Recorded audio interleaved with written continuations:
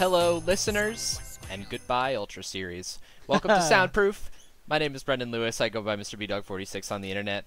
And as always, I am joined by Jake Muller, who goes by Major Bowman on the internet. Welcome to our 13th episode of Soundproof. Lucky 13. Lucky 13. And you know what, Jake? It's the most wonderful time of the year. It certainly is. And we've got a really great episode for you as our Christmas present. To those of you that have been listening for 26 weeks, is that math correctly? For those of you that have been listening for just right now, thanks for joining us. And this is our gift to you as we also say goodbye to Ultra Series.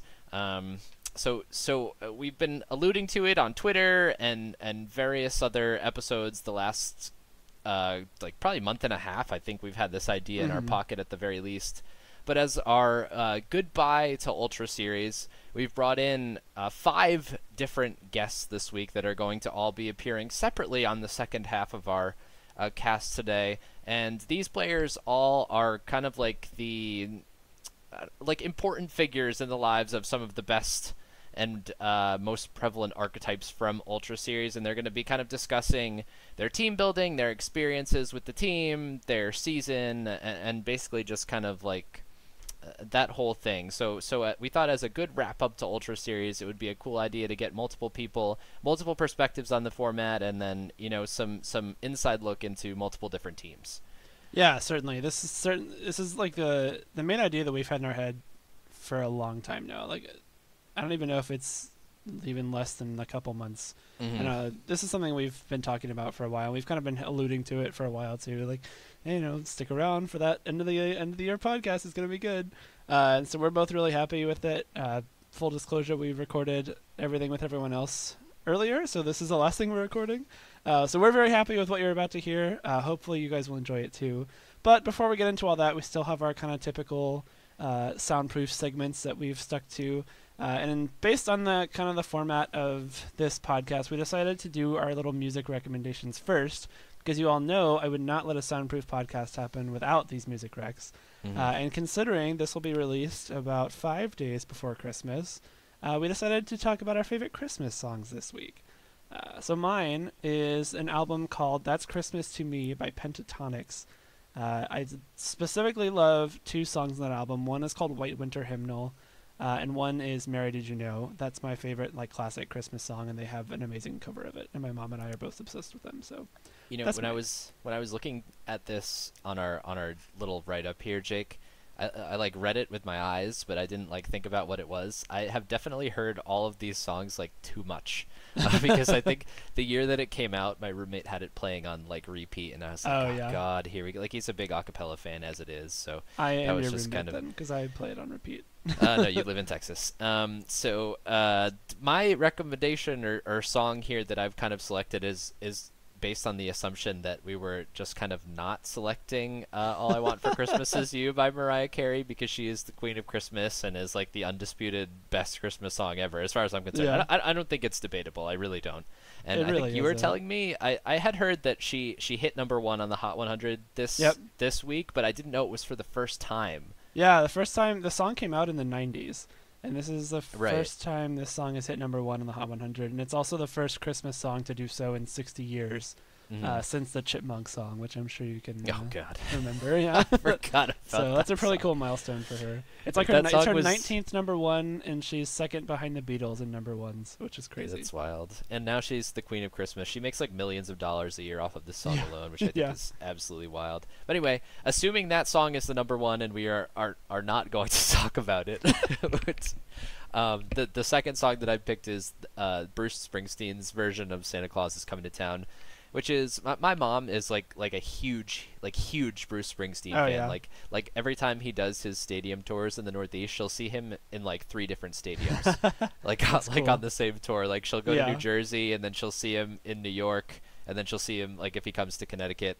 And now that my sister lives in Providence, maybe she'll go to the Northeast, the Master. Anyway, point being, Bruce Springsteen was a staple of my childhood. So this is a song that I very much associate with Christmas, and I was sick of it for a long time, but I'm back. So that's cool. The Boss and his Christmas song, The Boss and the Queen. Okay, so that's gonna do it for just our music recs here, and we still will dive in just slightly out of order to our -13 Pokemon. And we're on to, as we go through the beginning of Kanto here, on to Weedle after we did the whole Butterfree line, right? Yeah. So Weedle means nothing to me. I think, was this line dexited? It might have been, actually. I don't think it's in the game. It's interesting that they would put the Butterfree line in and not the Beedrill line. But well, anyway, I think they did that to cater like the Butterfree line in Sun and Moon. Like, obviously not to the same extent, but I think that Beedrill was in the Dex and Butterfree wasn't, or something like that. Interesting. I might be lying. Yeah, that so could just they're be picking and choosing. That could be incorrect. Interesting because they are often like they're like paired. Yeah. Yeah. Maybe like including Minun and not Plusle in a Dex or something. It's kind of strange. Not quite to that extent, but the sentiment. Yeah, I mean, sure. Yeah, that's fine.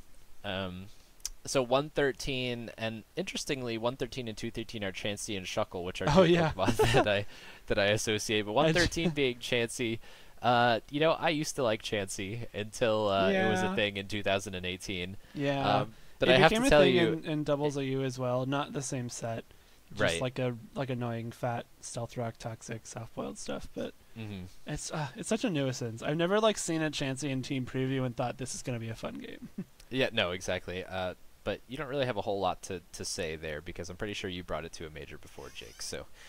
Okay, listen. Listen. I just want to say that one of my favorite moments, I think it was Dallas of that format when Chuppa beat Jeremy Rodriguez running that Chansey team. That was just so exciting. I think Regina and Gabby were casting that one. Yeah.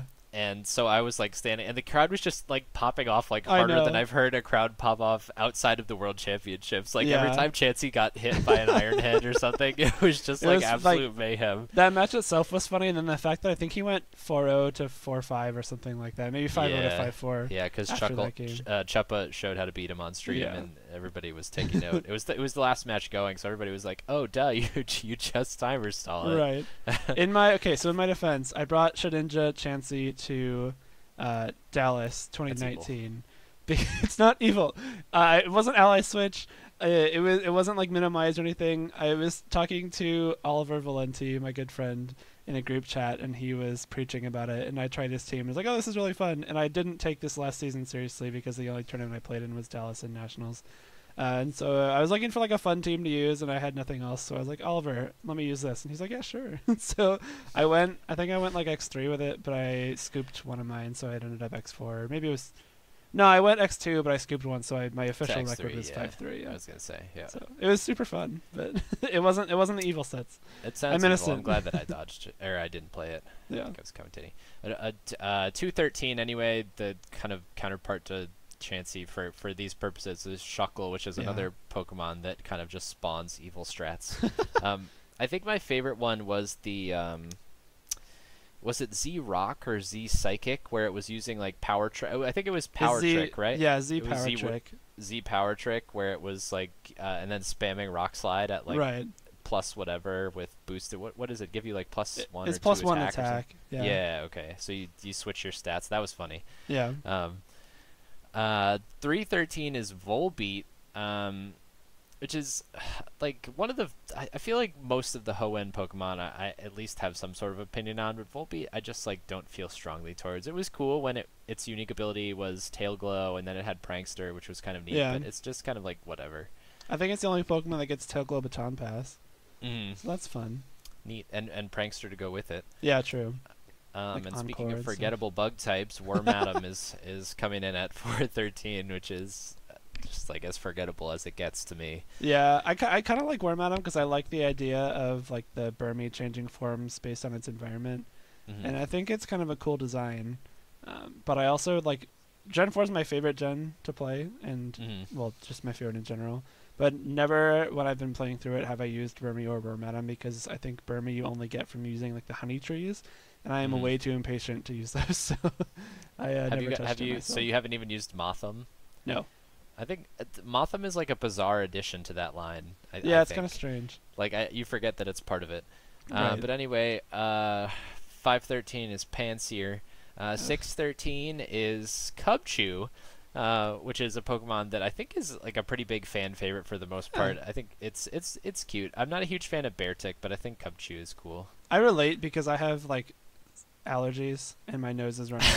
on a very constant level. I was wondering in what way you were going to relate to Kumchu. No, just the drip from its nose. I get that. The drip. Like, I feel it. 713 is Ice Table itself. Ice Table. Give it Icicle Crash, you cowards. I was going to say, I wasn't sure if I was going to have to say it or Thomas you were going to have to say Cooleen. it. Yeah, and Avalug, the most recent place where it's terrible and absolutely missing the mark is in Masters. I had like almost entirely forgotten that it was like in the game until I pulled Wolfric like recently, like, a couple weeks ago. I hadn't always had it. It was like one of those weird ones. Like I pulled Ramos really late too, which was bizarre. Anyway. Oh, that's weird.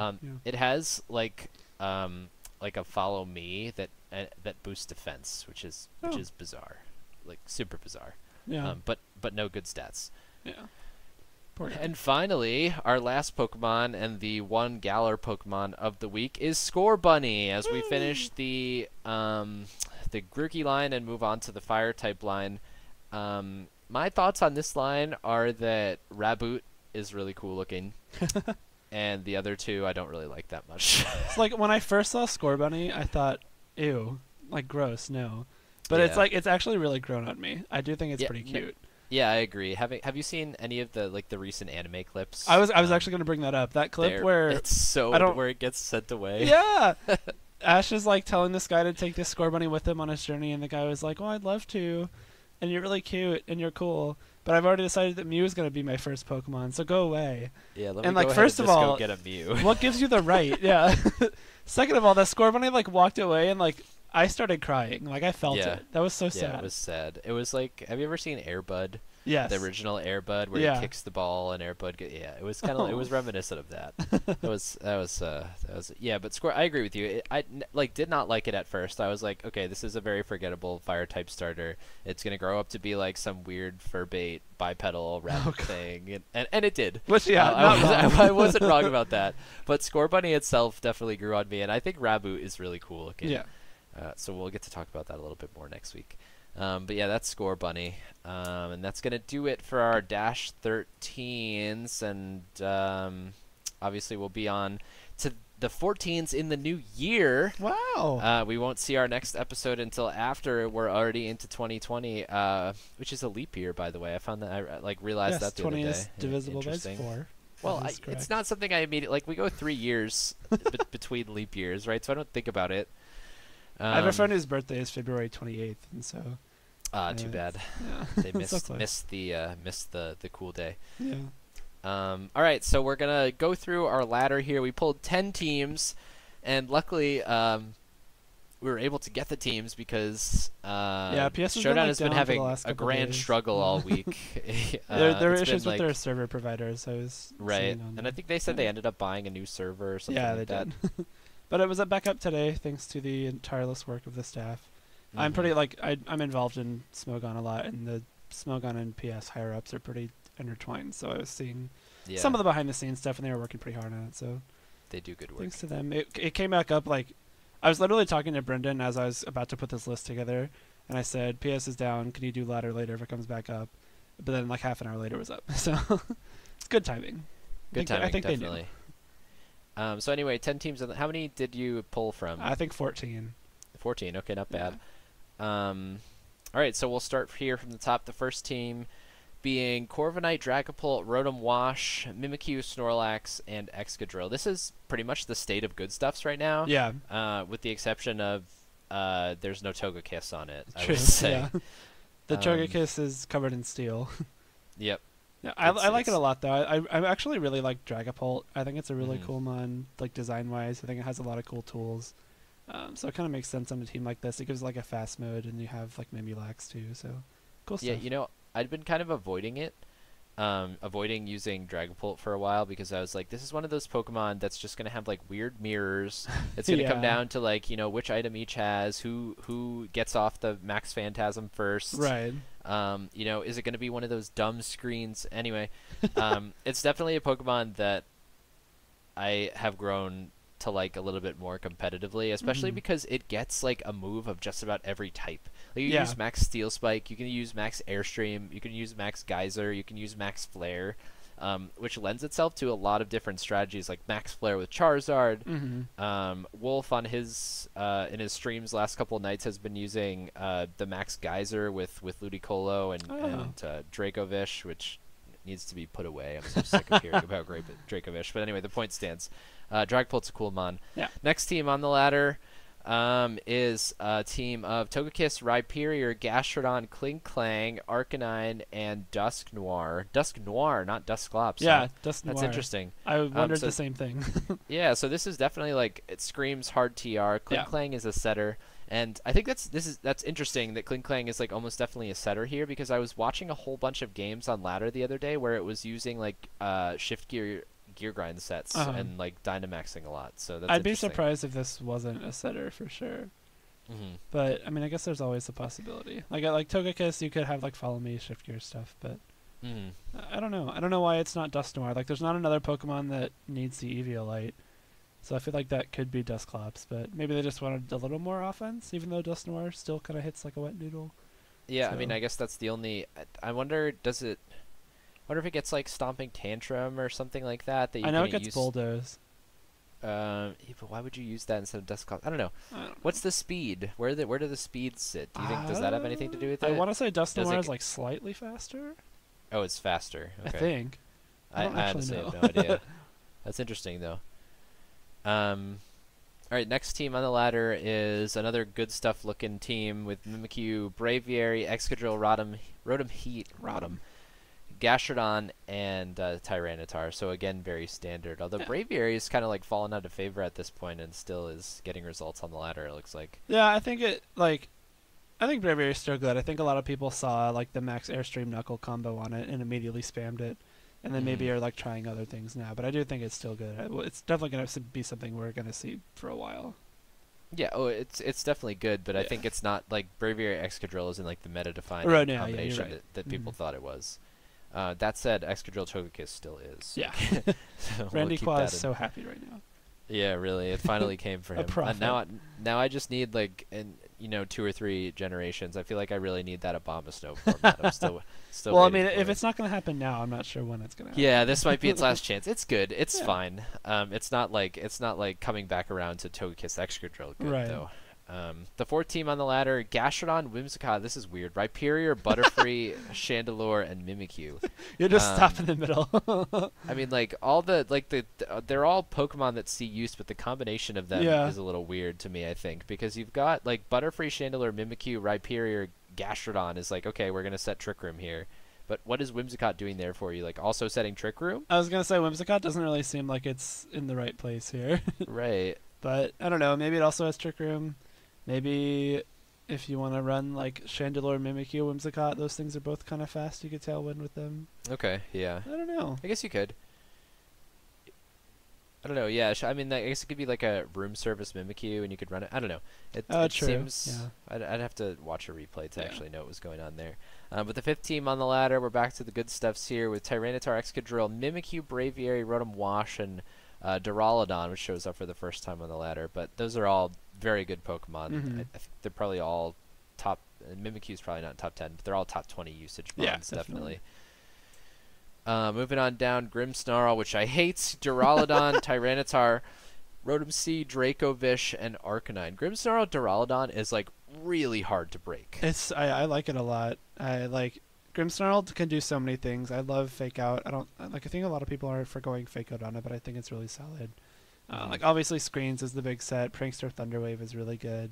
It can do some pretty good damage with like Sucker Punch, Play Rough, Spirit Break, Spirit Break is good. Yeah. So really cool mon, has a lot of tools. I really hate it. It's really annoying. It's like it's the really reason ugly.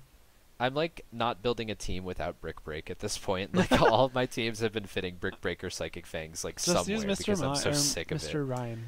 I've theoried it. It's just like it's like okay, how can I get away with not running Brick Break? Mr. Rhyme is how I get away with not running. I mean, it's not good. I don't think.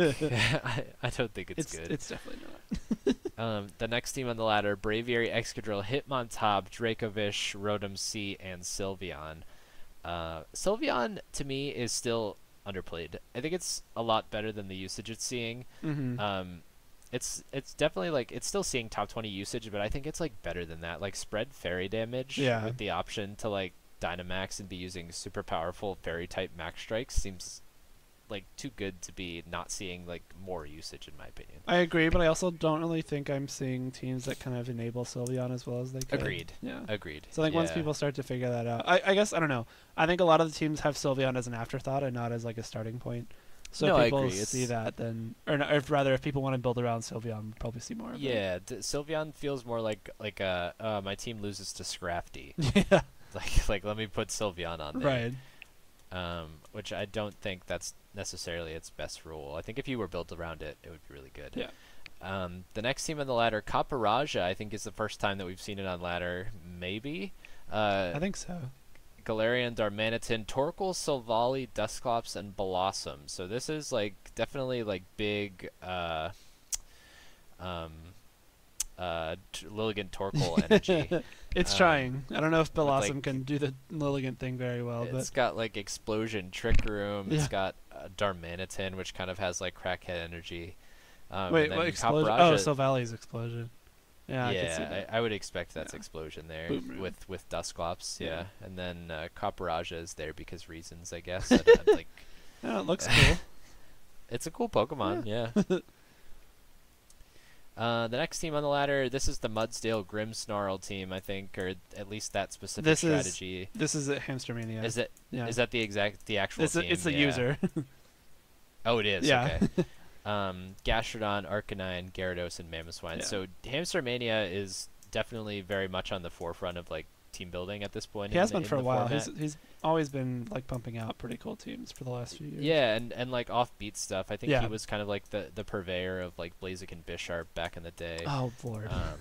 Yeah. And now he's pumped out like the Vileplume Torkoal stuff. He's been doing this Grimmsnarl Mudsdale stuff. I think he had Grimmsnarl Durant. That sounds familiar. Yeah. In the weekly, the Galar Weekly. It's this team is like Side Swagger. Its own tempo Mudsdale with Swagger Grimmsnarl. And I want to say that one of the other physical attackers had Lumberry. He was Side Swagger. The Durant did. Okay. I think something else on this team did maybe that was Mamoswine. Yeah. That might be what Mamoswine was doing. Right. But yeah, Mudsdale is really good, especially when you put it at +2 and own tempo prevents Intimidate, and it just like Excadrill gets all the moves to boost its defenses. Yeah. And Heavy Slam is a really good move in Mudsdale too, I'd imagine. Yeah, and it gets Max Knuckle as well. Good Pokemon. And then our last team on the ladder here, Whimsicott, Duraludon, Mimikyu, Araquanid, which I think is being slept on big time. Yeah. Conkeldurr, and Rotom-Fan. Yeah. The flying one. Yeah, the one that the worst. Well, no, I don't know. It competes with Frost for the worst one, I think. It's just Will-O-Wisp Zapdos. Yeah, I mean you're not wrong. Will-O-Wisp Zapdos with the Air Slash. Yep, there you go. Yeah, I don't know. I mean, this is another team that I feel like Whimsicott's kind of out of place on. Like, I guess you can like Tailwind with Duraludon. Like a pretty heavy Trick Room option, yeah. Yeah, but for the most part, like Mimikyu, Araquanid, Conk is super Trick Roomy. Yeah, I think it's cool though. I like Araquanid a lot. Whimsicott has kind of gone from being a Tailwind bot to sliding more back into the role that it used to have, where people are starting to run Encore and Taunt and stuff on it a lot more. Let's go back to Tailwind bot, please. Yeah, I know. At the beginning of the format, it was like Tailwind and 3 attacks, and now it's like sliding back into those like for mirrors and things like that, which is kind of interesting. See that happen. But that's it for the ladder. We're gonna run here through 2 weeks worth of the Galar Weekly. So we'll go to the number 3 one here, if I can bring this up on my screen. Okay. Yeah, number 3 won by Baked. His team was pretty cool. It's a Whimsicott, Dragapult, Scrafty, Corviknight, Gastrodon, and Rotom Heat. Kind of some standardy stuff. I think this might be. Is this Edu's team? It's the team that he's been laddering with. Yeah. I don't know if it's. I don't know whether or not it's like quote unquote his team. Right. Yeah. It's definitely the like one that I've seen him stream with over the past week or so. Yeah. Solid team. Edu's another person that pumps out pretty solid teams regularly. So. Yeah. His are a little bit more standard than a lot of the ones that Hamster Mania will use. But the number 2 team was hard TR with Butterfree, which is really interesting, like an interesting strategy. I don't think Butterfree is the most unique Pokemon on this team. No, it's not. No. And the team also has Reuniclus. I need to actually stop to think of its name. Delmise? Delmise. Yeah, jeez. Arcanine, Torkoal, and Rhyperior. That's I'm sorry. cool. It's late here. Yeah, it's definitely a different take on hard TR. I think Delmise definitely has a niche, especially in a format where there aren't a lot of grass types. Like setting up Trick Room and being slower than Gastrodon definitely is like useful. So we'll just kind of highlight, I think, the rest of what's going on here. It's some pretty unique Pokemon have been starting to show up in the cuts of these Galar Weekly as the format starts to stabilize or not. A pretty standard looking team with similar to the first one with Dragapult and Arcanine, and then Grimmsnarl's on that team as well. But this team that Aura Rayquaza is using at number 4 with the Charizard Whimsicott stuff. Yeah. I don't know. I think that's the first time I've seen that 6, but Charizard Whimsicott is like super good. It started popping off like right around this time. It's really hard to stop. I think he might be one of the first people that was using it. Certainly the first that had like a result in at least at Galar Weekly with it. But it's certainly kind of taken off since then. Charizard Whimsicott is kind of scary because like 100 base speed is actually super fast now. A lot of the stuff that used to be above that is gone. So yeah, and it has like a bunch of plays on turn 1 to just like lead into it. Like it can protect Tailwind and then Sunny Day on turn 2. You can just get Sunny Day on and Dynamax on turn 1, like Sunny Day. Well, even like a lot of times you don't even need to Day, Dynamax, like Heat Wave. Yeah, Sunny Day Heat Wave, Sunny Day Airstream, Sunny Day Max Flare. Like it can do a lot on turn 1. And that team also has Indeedee and Snorlax, which that's a cool looking team, I think. We have a Cinderace in top 8. That's kind of cool. I I didn't realize Pyro Ball was so strong. Like I didn't use Cinderace. It does a lot of damage. It's base 120, which is kind of crazy. It's like better Flare Blitz, except it can miss. It's like 85, right? Yeah, and it also gets U-turn, which it's like a super fast U-turn, which is good for kind of like Dragapult does that as well. And it also, I think this was the Twitter user that was tweeting about it, was talking about how he used it to absorb Will-O-Wisp a lot, which obviously the other Pokemon in this team like Braviary and Dracovish appreciate a lot. Yeah. The team at 7, if you have some interest in that, Legacy put out a report on it on RVGC on Reddit. Yeah. But it's basically just like this team that like quintuples down on bulk and like stalls games out and is really slow and like eventually will set up. But it is Toxapex, which that's just like No. I was just talking like. I thought you were like stumbling on Clefable's name. No, Clefable. I know Clefable. Arcanine, Snorlax, Dusclops, and then Haxorus. Haxorus. Yeah. I'm having a hard time. It's late. But yeah, if you want to read about this team, it is up on RVGC. The Haxorus is Assault Vest with Guillotine, which is like freaking evil. I know. Like the team is just like to set up a whole bunch of bulk and then sit there and spam Guillotine. It's like your primary mode of offense. But the last team in top 8 here does feature Roserade, which is a Pokemon that could definitely see some play just because of the dearth of grass types in the format right now. But it did lose Hidden Power, which kind of sucks for it. Yeah, you lose like Technician, Hidden Power, but you do get Sleep Powder with it.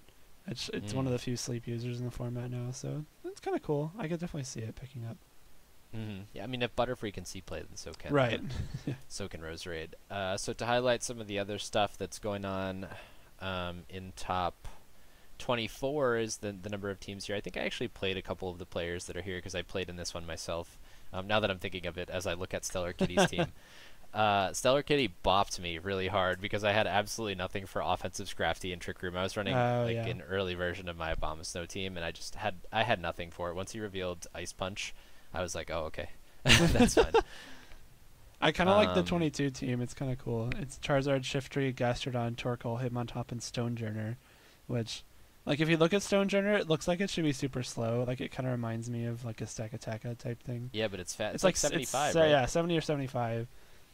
Free Life Orb for your teammates is kind of cool. And then you have, like, Sun Charizard again, which is neat. Right. You can feasibly Scarf it at that speed, too. Oh, yeah, you could, actually. Yeah. There's another Cinderace at 15 there next to a Lapras, so that's an interesting looking team. There's a whole bunch more hard TR that shows up at, let's see, 14, 19, and that looks like it for hard TR, but that's definitely relevant to the format. Yeah. So Hamstermania is there with his Torkoal Vileplume stuff. Yeah, I played him. That that was a wild set because I kept leading Excadrill Togekiss, and he kept leading Vileplume and Torkoal. Like all three games, that's what we both led. So there's like so many different things, like whether or not I follow me, whether or not I Dynamax, whether or not he Dynamaxes, or if he could just go for Sleep Powder. And I ended up pulling it out. I think I crit him to get the win, but it was wild. And then there is a Mandibuzz in Cut 2, which Fevzi is using. Yeah. That's probably a pretty good Pokemon. I can see it, yeah. That hasn't seen quite the amount of play. Right. So we'll go ahead into the Galar Weekly number 4, which was like freaking doomsday here. I'm confused. It was won by Gigantamax Pikachu. Yeah. Which is probably... It's probably not as good as winning a tournament of this size, but it's definitely not bad. Like it definitely has niche usage to have like spread speed control like that. Well, yeah, it's spread speed control plus 3 Pokemon that are kind of notorious for flinching. Like you have Tyranitar, Excadrill that both like to click Rock Slide, and then you have Togekiss, which is even worse with Air Slash. It's like I get the point of this team. You want to spread paralysis and then pave the way for your Pokemon to prevent theirs from moving. I want to say that Chandelure was imprisoned Trick Room. Yeah, I'm actually really mad about that. That was like my tech. Well, I mean that certainly that paid off in finals. I know because I forget who I was talking to, but someone that I was talking to said that Deagle's finals opponent just didn't have a matchup for that. And like looking at the team, he doesn't. There were a lot of teams. Like none of the Torkoal Trick Rooms have a matchup for that. Like if it's Torkoal and Rhyperior as like the Trick Room setters, and obviously the team that's in second place is even weaker. If Rhyperior is there, you can at least like have a way to hit Chandelure. But the team in second, which was Sableye, and then Torkoal and Charizard, which are both walled by Flash Fire Chandelure.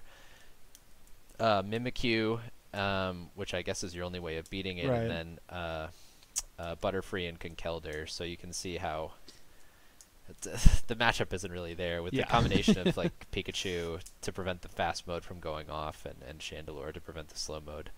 Some other cool stuff in top 8 though. We have an Inteleon. Yeah. It's kind of neat. It's super fast. I think that's probably its main selling point. Did you get to watch any of the matches? No. Like, what did it do? Was it just an attacker? I honestly have no idea. I would guess that it's probably just there to like be fast and hit things super effectively, but like... Yeah, Snipe Shot is neat because Gastrodon's everywhere right now, and you can like hit the things next to it. Like fast Ice Beam's cool. It has U-turn. Has some other cool stuff. I think like Sucker Punch. I don't know. You'd never run that. I don't know why I said that. Well, I mean, in that vein, it has Aqua Jet too, but I don't know. At 4 is Randy Qua, who's running probably the most, quote unquote standard looking team besides Edu's, which is at 7. That's the quote unquote Edu team, as I continue to say quote unquote here. He's got his Togekiss, but no Excadrill, so he's probably holding that back for the first major that he attends. Here's the Hamstermania team with the Durant that I was talking about. Yeah, Durant over Mamoswine compared to the latter. Yeah, but he does still have the Mudsdale and then double water type. Yeah. At 6 is another Cinderace, which I guess is a thing. I was willing to write it off for a little while, but I don't quite understand what it does. I think it's just really fast and hits really hard. I think people underestimate Pyro Ball specifically. I guess that must what does it do better than Dragapult though? Is it just the fire type attack? Is it being physical? Is it I don't know. It certainly should be physical, I think. I don't know. Edu running the Edu team at number 7, and then at number 8 is a Toxtricity next to Galarian Mamoswine, which is really interesting. Darmanitan. What did I say? Mamoswine. Yeah, Galarian Darmanitan. It's next to Sylveon too, which is neat. I think. Like the double. A lot of shouting, a lot of noise. Does Punk Rock apply to your teammate as well, or is it just Toxtricity? I assume that it's just Toxtricity. Yeah, I would probably say that too. If it's not, then that is kind of game breaking. Yeah. I'm kind of surprised I haven't heard about it. Right. But yeah, Toxtricity is one of those things that a lot of players are kind of like, yeah, it's probably pretty good once people actually like dedicate the time to getting it onto a team. Because it's one of those things that you actually have to like build around it, right? Because it's pretty frail. It has terrible defensive typing. Yeah. So it's like it's gonna drop if you leave it alone for a turn. But can do a lot of damage. Like spread boosted electric type damage is like pretty ridiculous. Yeah, some other cool stuff in the rest of the X2 teams. There are 22 of them this time. We got another Mandibuzz at 10th with River Davis. I think Runarigus making its debut. 19th yeah, I was place, just looking which is at that. Cool. Another Rose Raid, 15th place with Sir Cloud. Some other cool stuff that I'm probably glancing over right now. Yeah, I think you highlighted most of it. Yeah. There's another Butterfree hard trick room. Yeah. Let's count the hard trick rooms. 1, 2, 3. Okay, 3. So hard trick room again looks to be more present in this format than it ever was. There's a Goodra there. I looked over that. Oh, Goodra's kind of interesting. Like it does a nice job of walling stuff like Charizard, which is pretty important. It walls stuff like Gastrodon. It probably has an okay matchup against Duraludon, assuming it gets like some sort of ground type move, which I assume it does. I think it has Earthquake. Yeah, it hangs in pretty well against fairy types just because of its special bulk. That's probably something that's a good Dynamax user too, because you can kind of like pick and choose which max moves you want. Like a good Sludge Bomb too, if you want to run that. Yeah, kind of a neat Pokemon. So that's the Galar Weeklies, and then we're just gonna briefly touch on Ultra Series. We saved it for last year because we're gonna be diving into kind of our Ultra Series farewell at this point. So the event was won by Emilio Forbes, which that was a regional win that was kind of a long time coming for him, I think. I think he's like pretty well regarded as one of the best players over like multiple, I think you can speak to this as a DOU player. Like he is one of the best doubles players in the world. I think, he's certainly the best DOU player of the last year, I would say. Like in 2019, end of 2018, he's been consistently at the top. He's won a couple big tournaments within the circuit, which is rare for people to win like multiple within the same year. Especially seasonals. There was a long time we have these 3 tournaments a year called seasonals, and there are only 2 people that have won multiple, and we've been running them since like 2015, I think. And I'm pretty sure Emilio's one of them. If he hasn't won 2 seasonals, he's won at least 1 seasonal and another major. So, great DOU player, great VGC player. Finally got this big major win here. Like kind of wild that he hasn't won a major in VGC yet. To think of it that way, just because of like kind of like the perception as like obviously he's gotten second at Worlds, which is arguably second at a regional too. A better result than winning a regional, but like his first major win is a nice notch in his belt. So he was running the Agati XL team with the Ditto.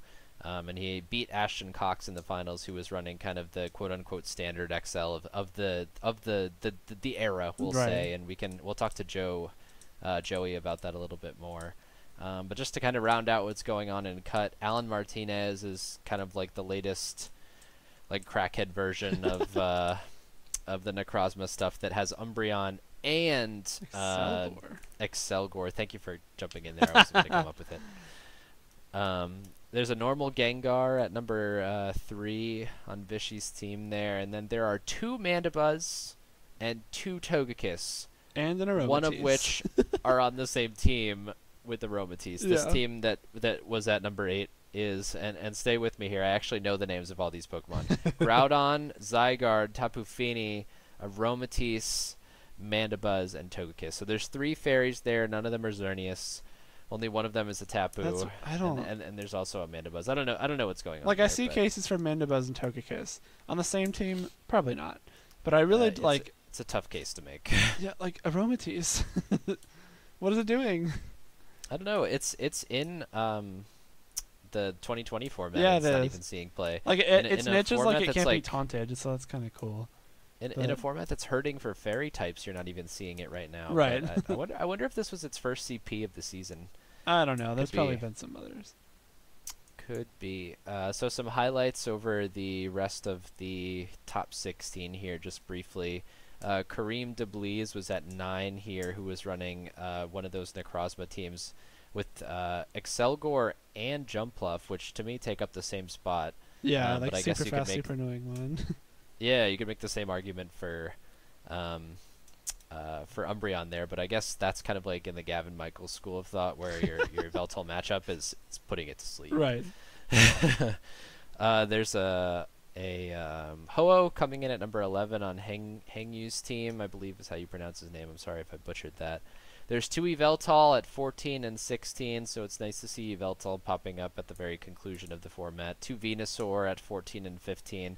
But other than that, a lot of pretty standard teams. There hasn't been a ton of innovation coming down the wire here, and why would there be? Ever since Sword and Shield came out, like, nobody's going to be building teams. Unreasonably so. Oh, I wouldn't. If I was the best player in the world, I wouldn't still be playing Ultra Series. Well, thank God we'll never have to live in that world.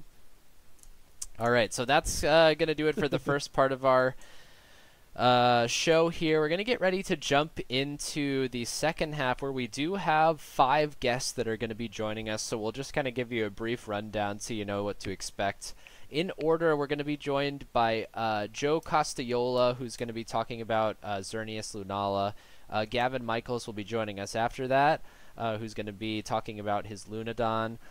Raghav Malavia is going to be joining us after that to talk about RayOgre, and then followed by Joe Ugarte, and obviously he has the YvelDon that's taken over late Ultra Series here. And finally, we would have been remiss if we hadn't brought somebody on to talk about KangTorn. We had so to, yeah. We will be joined by Kyle Livinghouse to talk about KangTorn, and we've given him the floor to try and speak for the crimes of Mawile and Komo'o. So you have that to look forward to. Yeah, they're each about 15 to 20 minutes, so short and sweet. We hit the highlights with everyone. Ask them a couple fun questions at the end. They're all super great. Massive thanks to all our guests for coming on, but we'll thank them again later. For now, stick around and enjoy our first of 5 little segments.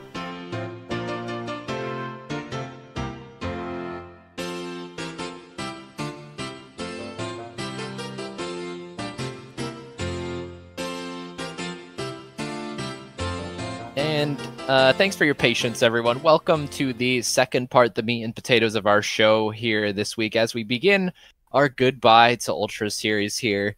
And for the first guest that we have this week, we are joined by Joe Costaiola.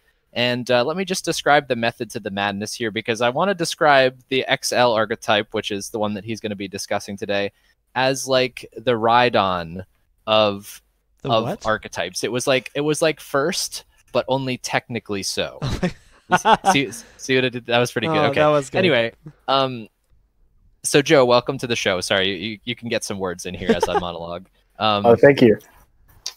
So we have you on here to talk about XL, which I guess we could kind of say, was your signature archetype, and it was one that you were labbing since like before people had even started playing Sun Series. So can you describe the origins of the archetype for us? Right. So yeah, it started in about I want to say late June of 2018. Oh wow. That early. Yeah. So I want to say that my interest in Gen 7 GS actually stems all the way back to spring of 2017, when G Baku and I would be on Showdown all the time talking about the theoretical power of Z move Mewtwo in Psychic Terrain. In Psychic Terrain, you can kill Kyogre, but with Shattered Psych in Psychic Terrain, then you can kill the Groudon. Yeah. And so pretty much from then, Alvin and I pretty much had this shared interest in GS.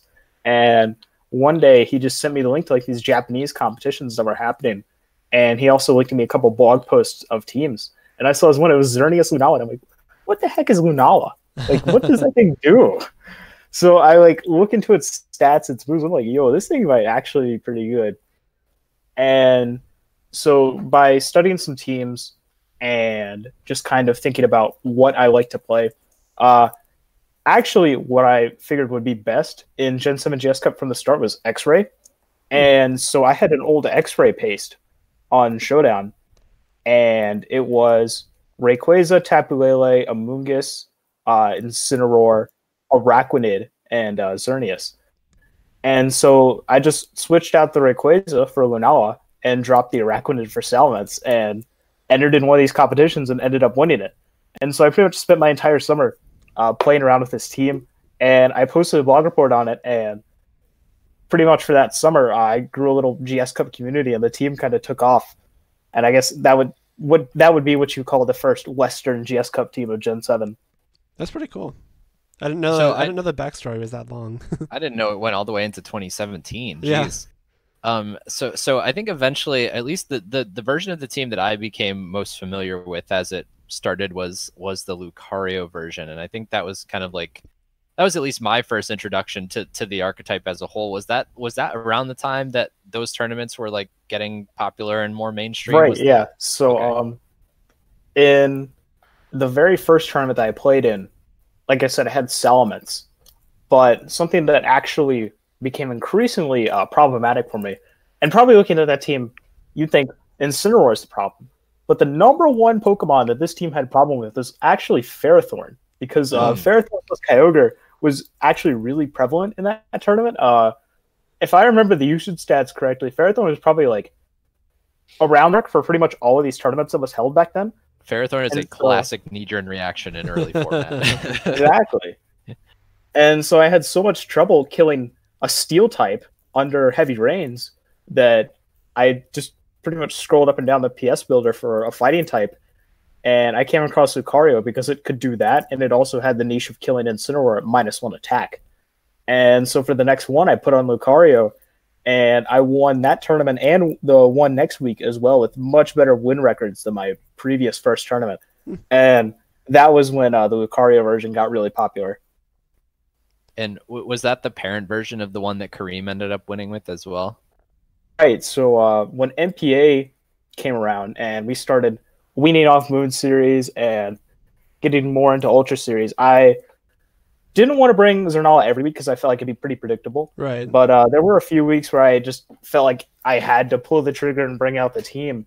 And something I realized pretty quickly in the format was that Amoonguss was just not that good. Like I didn't Ultra Series Trick Room is pretty mediocre, if you ask me.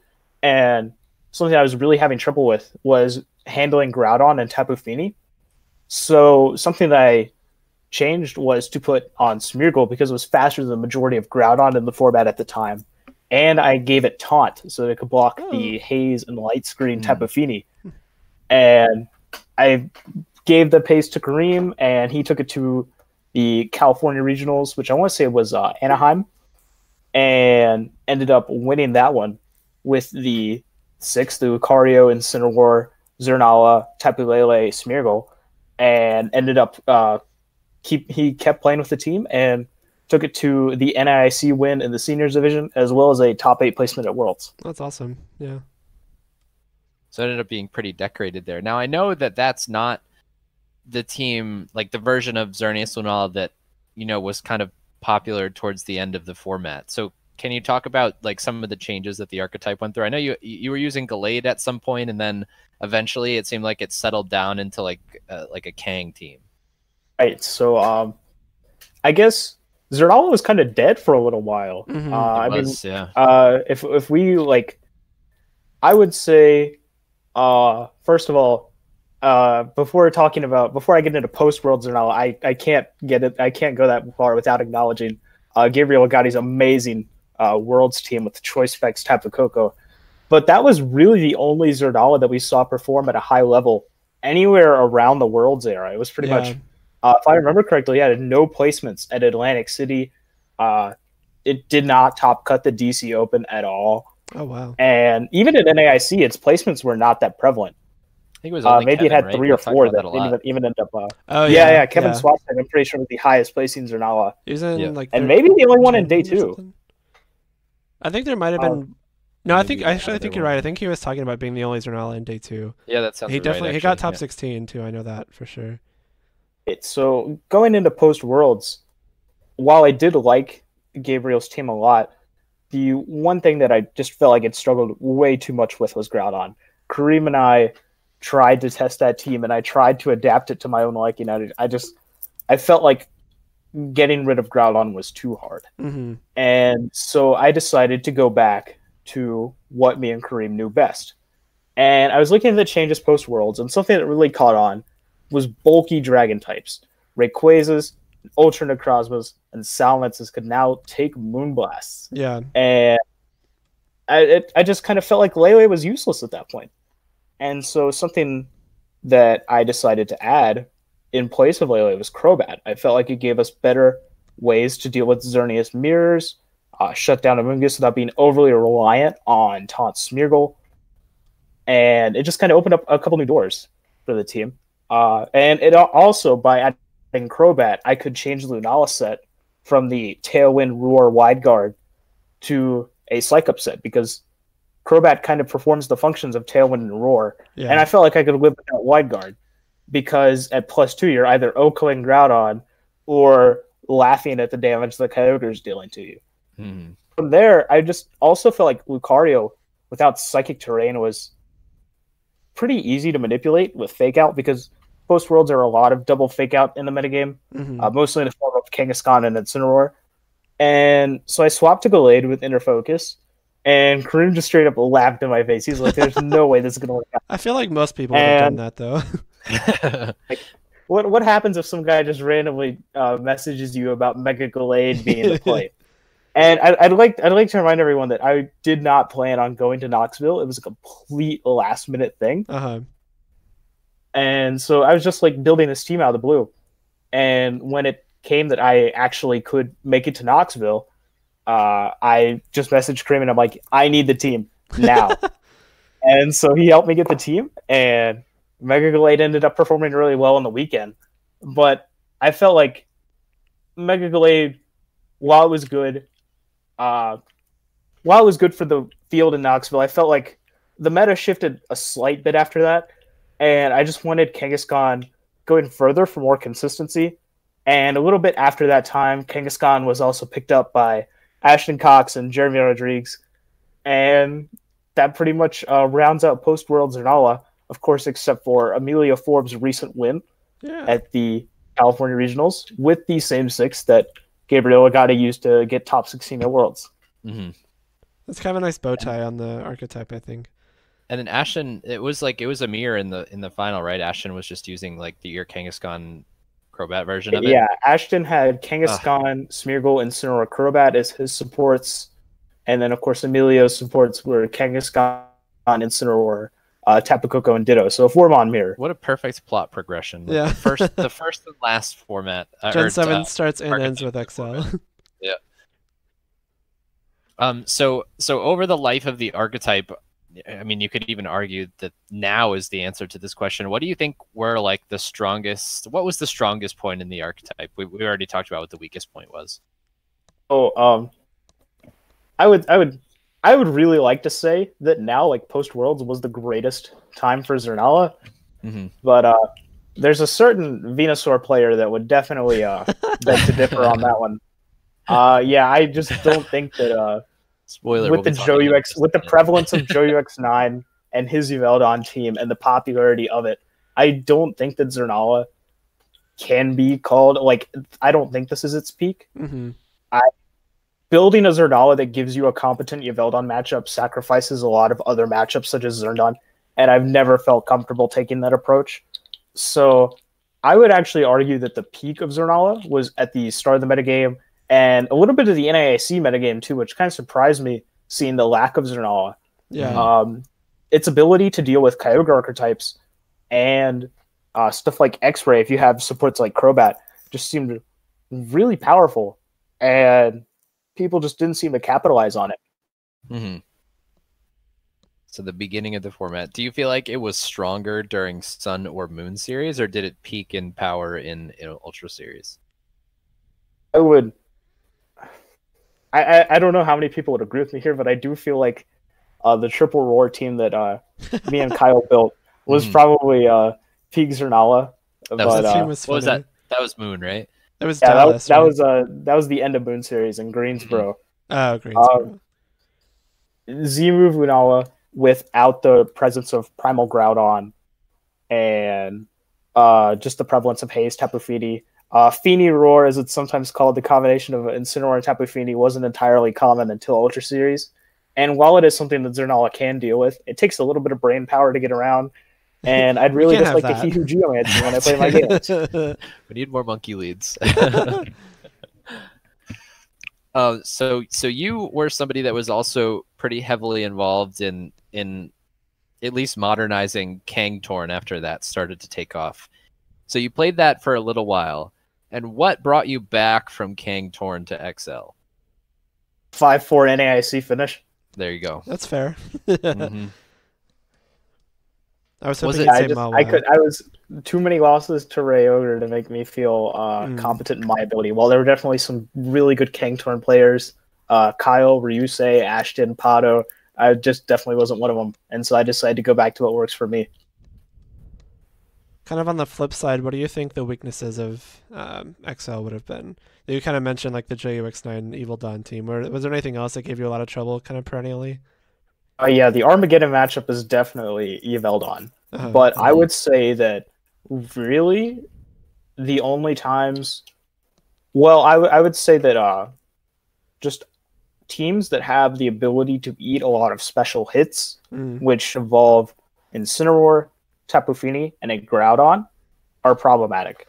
While I would argue that LunaDon is typically less problematic than like Zerndon and YvelDon, because obviously they typically run a slower Lunala, which drops to your Z move. It can still be a matchup that takes a little bit to weasel out of, and I would just much prefer to play like RayOgre or Psyspam. Yeah, I guess Psyspam's kind of free with Lunala.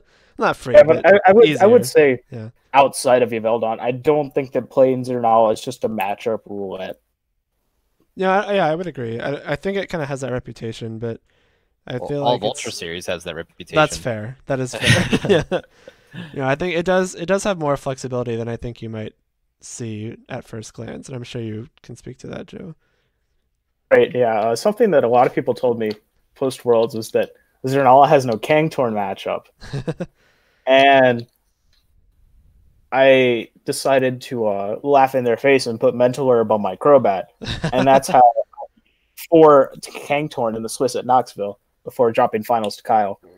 That makes sense. So yeah, I would argue that really it just takes clever team building to beat brain dead teams, which is pretty much the story of VGC. Yeah. That is one way to look at it. So now an enduring question that I'm sure a lot of people ask themselves over the course of the format here. What made you decide to play Ultra Series? I really... especially as early as you did. Right. So 2016... I was really nostalgic for. It was the year that I got my Day 2 Worlds invite in seniors, and to this day, it's the only World Championship I played in, although I did qualify for one more in the seniors division. And I guess my nostalgia for the format was what initially got me hooked on it. But I think that just the interaction between these titanic Pokemon, the Tapus, Incineroar, it's this beautiful, chaotic... I think it's honestly there was a tweet that my good friend Brady Smith put out a while ago, and it was asking, do you think that GS is the proper way to play Pokemon? And I would have to agree. I think that when Pokemon is as centralized as this, centralization is something that's very unique to Pokemon. And I think that when you make it as drastic as this, you're just enhancing on the things that make Pokemon great. And I just really enjoy GS for what it is, I guess. That's like the most beautifully poetic thing I've ever heard someone say about a GS Cup format. I mean, I was about to turn it into a joke and ask you why you continued to play Ultra, but I feel bad about even going there now. I feel like it would be insulting your child. Yeah. Yeah, I guess. All right, okay, so one other fun question. Last question. Yeah, if you could take your XL team, any of your XL teams that you've used throughout the format, and Dynamax one Pokemon on that team, which would it be and why? That's a really interesting question. I'm going to have to go with... That's actually stumping me quite a bit. I think that the best one that I would say I'd like to Dynamax is actually Krogunk. Or not Krogunk, sorry, Toxic. I'm forgetting him already. Yeah, there was a lot Toxic in the lab from my very first regional in GS. Because having the ability to max ooze your Xerneas Oh, it sounds very enticing. That's fair. You can even max However, strike for some speed control with that fake out. However, if Dynamax were allowed in Gen 7, I'd probably just run Sludge Bomb on my Crobat and Dynamax that. And max Ooze that way. Yeah, that makes sense. I was gonna say you could just max Darkness Incineroar if you were gonna go all the way back to Toxicroak. Yeah. There's your special defense, special attack booster. There we go. You know, increased power of special attack. That's the way to say it. So anyway, thanks for coming on our show, Joe. I think yes, you're the first one. We've got a whole bunch of other archetypes that we're going to go through and talk about here. So the first one, I feel like we just like read a short novella here with the life of XL as it applies to Ultra Series, with the beginning and the ending, and some tears were shed and everything. So I feel like this was a good way to start. So again, thanks for coming on to our show. Joe is officially the only person that's sad to see Ultra Series go. Right, the one. Everybody else is having fun in 2020. I am excited for 2020 as well, as I should mention. But yeah, thank you guys so much. I always enjoy talking about Wizard Outlet, and I had a lot of fun with this. Hey. Well, don't go anywhere. We'll be right back with our next archetype with Mr. Gavin Michaels.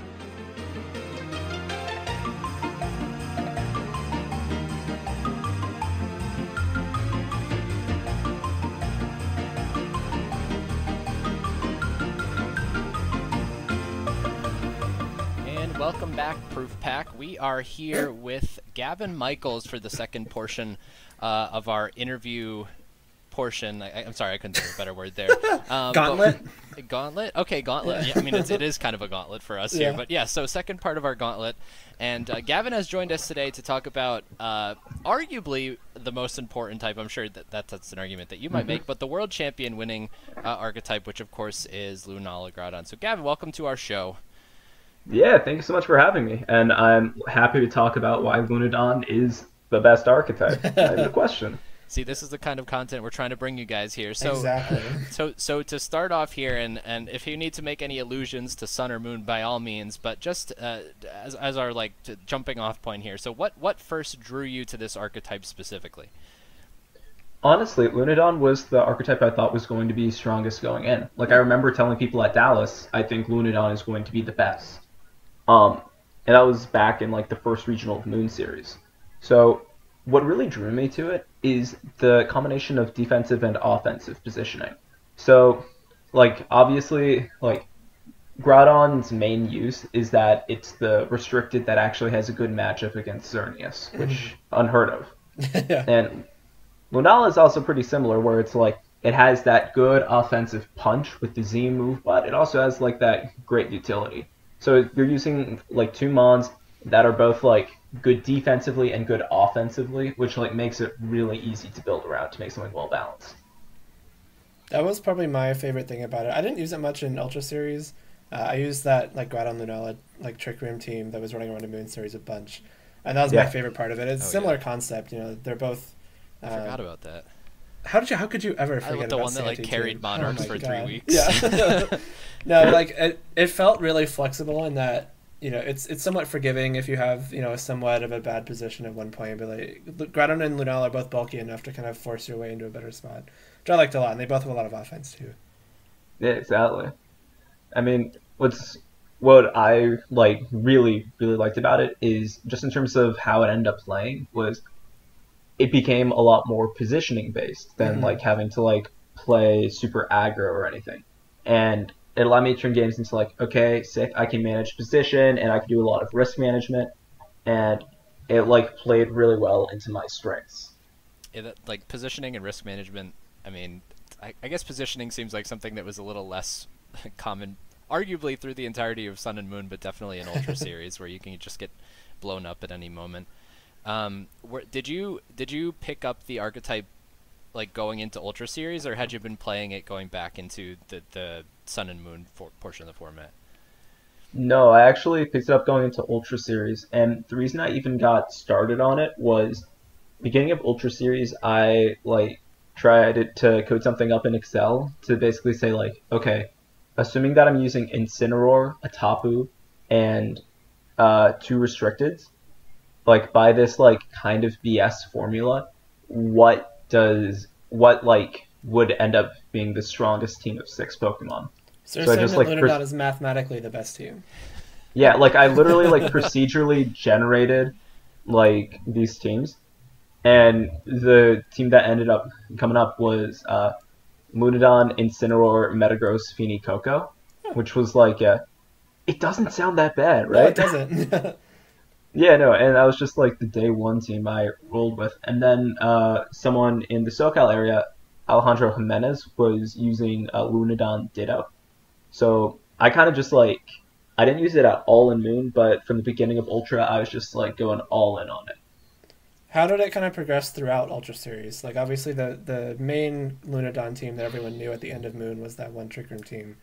But Yeah. it seemed like that wasn't kind of the main mode for most LunaDon teams moving on from there. Yeah, I think that most Lunadons from very early on, like, adopted Incineroar and Tapu Fini. Mm-hmm. And then for the last two, the best Mega on Lunadon, like, was pretty universally regarded to be Salamence. Yeah. And then the last one was one where there's a little bit more wiggle room, right? Because the whole idea was that was a slot that you wanted to beat Xerneas. Yeah, So that makes sense. that started off being Ditto, but pretty quickly that slot kind of just became Stack Attacka, just as like, okay, this is dedicated to beat Xerneas. And you saw that like standard 6 pop up in a lot of different places all around the same time. Like, I was using it at Santa Clara the same weekend, like Naoto was using it at Japan Nationals, Mm-hmm. and like it just kind of like everyone kind of agreed on it, like, okay, this is probably the best 6. Yeah, that 6 did kind of stick around for a long time. I know. Didn't you replace Stack Attack with Jumpluff at one point after Worlds, right? Or was Yeah, that before? So for my Worlds team, I ended up using Jumpluff over Stack Attacka, Oh, so it was at just Worlds. because, Okay. yeah, just because I liked it better, to be totally honest with you. And that's fair. Yeah, I felt like a lot of people were prepped for Stack, maybe they weren't as prepared for Jumpluff. I also replaced Salamence with Snorlax, but that was like less of an important distinction because I switched back to Salamence later. Mm-hmm. I'd say like the main thing that like really changed with Lunadon was Lunala's picking up Trick Room. So for a Okay. while, like the Lunala moveset, like how the Lunala set has changed has been really kind of nuts. Because it used to be that every single Lunala on Lunadon was max timid. You'd use the Z move, you use Psyshock, you use Wide Guard and Protect. But people have really experimented with that, and that like allows for a lot of customization. Like there's Tailwind, Trick Room. Okay, those are mainly the two things, but yeah, like people have started like going slower with it, like running Kasib Berry. Like obviously Naoto is using Culver Berry, Mm-hmm. and it's just kind of like saying like, okay, trying to get more utility out of Lunala by saying, okay, it's Wide Guard and Speed Control and a nuke option. So I guess the Lunala set was like kind of changed the texture of the whole archetype overall. So you had mentioned at one point that like the early like version of the team started to pop up all over, kind of at the same time. Do you think that was the point when the archetype was the strongest, or do you feel like it peaked at another time? No, I mean, like, I think that you have to consider its peak to be at Worlds, because Right. the thing It's tough is, to argue. yeah. I mean, the main reason for that is when people were first coming up with the 6, it still had one main weakness, which is that, like, people weren't really sure how to get great value out of the Stack Attacka slot. Because the issue with relying on Stack as your Xerneas answer is that if you're trying to set up Trick Room against it, the +2 Moonblast is still doing half, and you end up taking so much damage trying to set up Trick Room that you're like not actually that threatening against the Xerneas. So by switching more towards like, okay, we're going to use Lunala to set up Trick Room and then have Stack Attack up more as the Trick Room sweeper, you saw people actually able to get a lot more value out of it. And I think people really learned how to play the archetype. That's a good point. I never like considered that because I think in my head, Stack Attack is always like the Trick Room setter on a team. Mm-hmm. But I think if you're treating it more as like a Trick Room powerhouse as opposed to something that sets it up itself, that I think gives you a lot more wiggle room against Xerneas. That's really like I hadn't really considered that. That's cool. That idea showed up in a couple of different places. Like Aaron and Wolf's Nats team was using, I think, Life Orb the Life Orb stack. Was that their Nats or Worlds team? That was Worlds, right? That was Worlds. The Luna Ray with the Life Orb stack. Yeah. And more recent example of that is the team that Binji Wang has run post-Worlds. Oh, right. Is that the Palkia one? Yep. Yeah, the Palkia one. So the Yeah. Palkia sets up Trick Room for the Stack Attacker to sweep. And it's like, I think that realizing like that was the way to get the maximum value out of Stack Attacker really let the archetype become really strong. Mm-hmm. Because, like, let's talk about its matchups, right? Right. So, LunaDon is, like, you use it because of its Xerneas matchups. It has, obviously, bad matchups against YvelDon, but YvelDon's still pretty playable. Mm-hmm. Especially just because of, like, the Salamence, the Stack Attacker, the Jump Bluff, whatever. RayOgre is also a problematic matchup, but if you know how to play it, you can win. And, like, I mean, that was what's really impressive about Naoto's run, is that his first 2 rounds of Top Cut were both versus RayOgre, and he was able to win pretty easily because he knew the matchup. And also, he teched very well to the top of Phoenix. Yeah, I was going to say. Oh, yeah. Yeah, I mean, that's something that loyal Soundproof listeners will know, is that whenever we were in like the heart of the summer with Ultra Series after Nats and even after Worlds, the thing that we kept mentioning was that we liked LunaDon but hated its YvelDon matchup. Like repeatedly and excessively. Yeah. And then Naoto came out with the like Colbur, White Guard, Lunala, and Ferium, Feeny, and we were like, I mean, we told you guys, like that's an YvelDon matchup, and look what it did. Yeah, I guess that kind of leads into the, like, you were kind of hinted on this, like RayOgre and Lunala being bad matchups. Were there anything else, even like more fringe things, like not necessarily archetypes, but even like 1 or 2 Pokemon that gave LunaDon a bunch of trouble, or was it mostly just those archetypes? Honestly, it really did feel like more so those archetypes, because like LunaDon's matchups were very archetype based, as opposed to like an individual mon being like kind of like a hinky thing. Okay. Yeah, because like if you're using LunaDon and you see ZerndOn, you don't really care like what other text they have. You're just like, oh, sick, it's ZerndOn. And like I know that's like kind of over simplistic, but you really are just like playing the matchups more so than like any tech mods. I think that makes sense, especially in a format like this where their matchups are so like heavily dependent on those 2 restricteds anyway. Yeah. So now that we're kind of like, obviously this is kind of like our farewell to Ultra Series thing, and we're kind of looking back at everything in hindsight, are there changes that you would make to the team if you could go back to any point in the format? So it's interesting, right? Like, I mean, obviously, like, Nats era LunaDon was kind of like the least refined. Mm-hmm. And at least for me on my Nats team, something that I regret is that instead of having Trick Room on my Lunala, I had Psyshock because I was really scared of Smeargles. Okay. So I think that incorporating Trick Room earlier on would have given it a lot of depth and a lot more potency. Because Psyshock, at the end of the day, is just like a fairly limited coverage move, whereas getting Trick Room up can just be absolutely game-changing. Yeah, I feel that. A lot of times, Psyshock on Lunala felt kind of like a last-ditch effort to hit Xerneas for more than like 12%. Yeah. Like, other than that, Moongeist felt like it was the better option every time, so that makes sense. I think dropping it, especially for Trick Room, is pretty smart. We've already mentioned the other options it has there, but that makes sense. Yeah. So I'm just trying to think what else to talk about. You're good.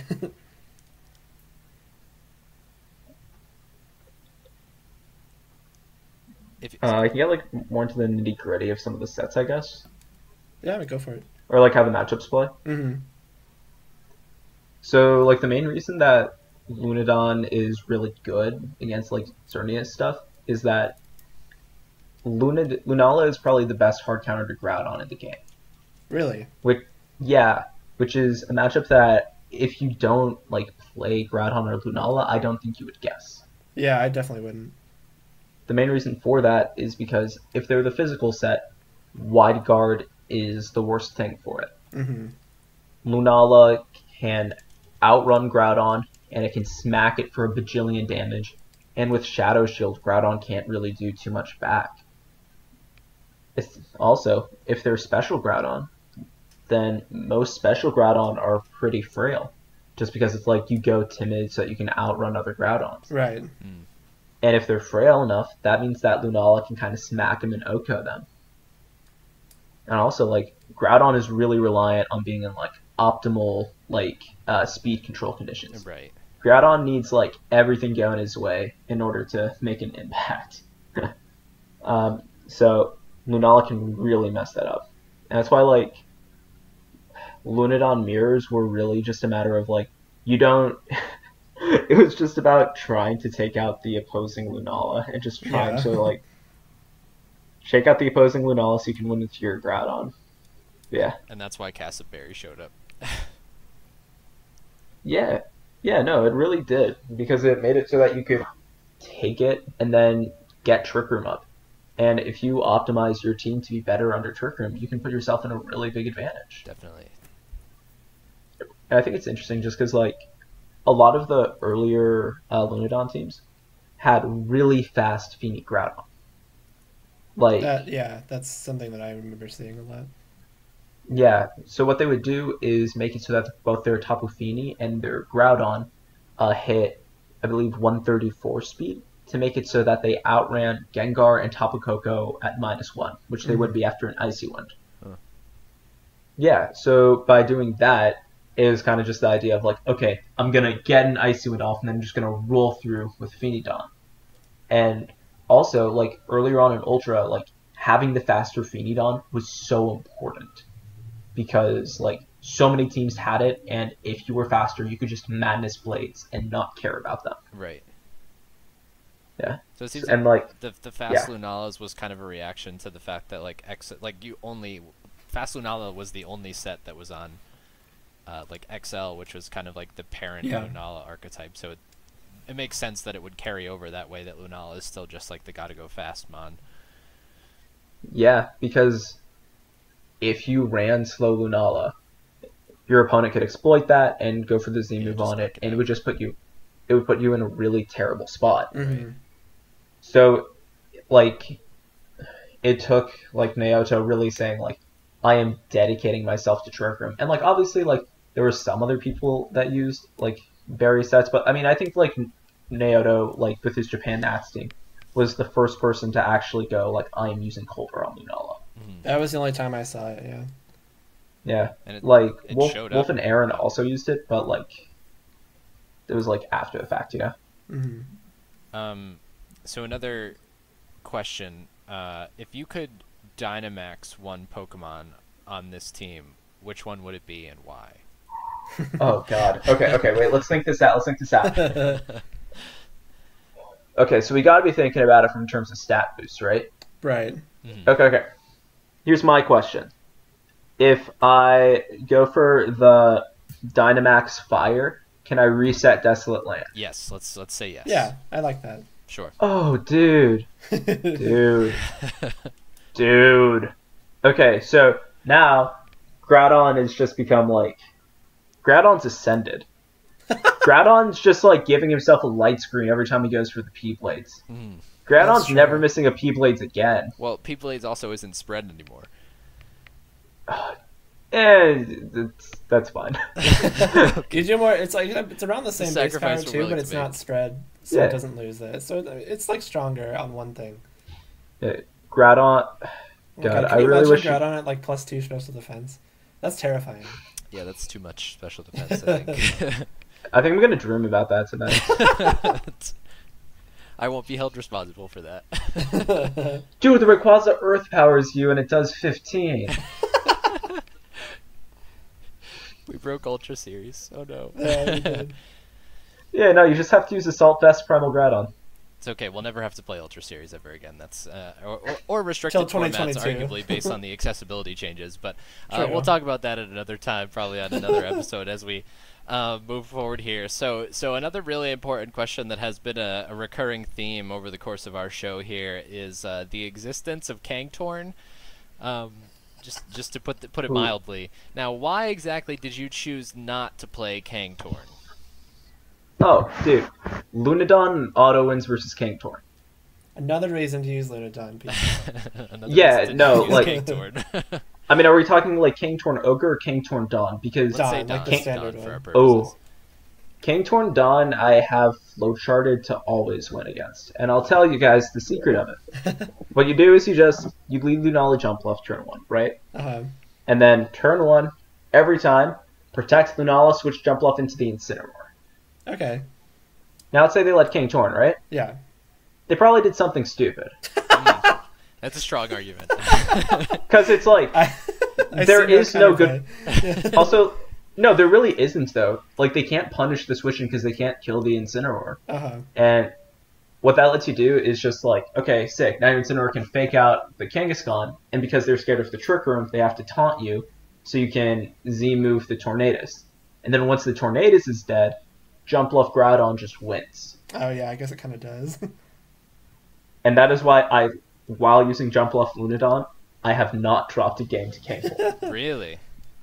Beautiful. That I can remember. I've probably dropped a game to KangTorn. I'm gonna have to write this down so we can ask Kyle about that lead and see if he can figure anything out.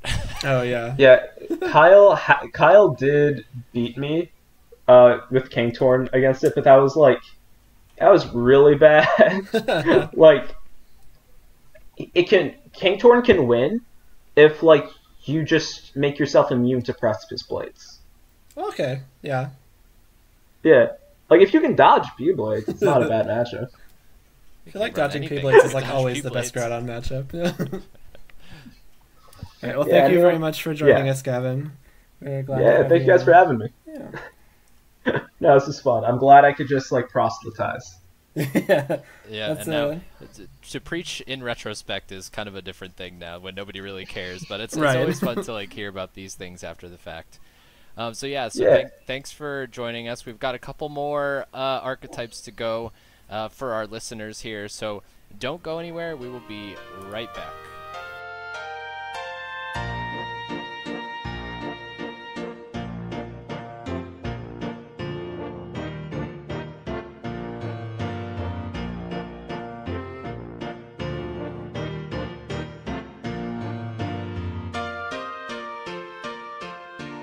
Thanks for rejoining us, everyone. We're on to the third segment of the second half of our cast here this week.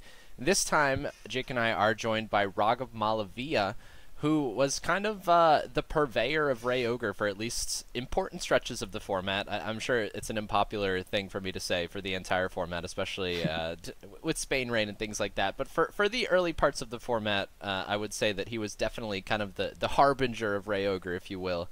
So Raghav, welcome to the podcast, and thanks for joining us. Thank you for having me on. Yeah, it's a pleasure to be here. Awesome, Yeah, awesome. yeah, we know. It always is. Okay, Jake. Simmer down.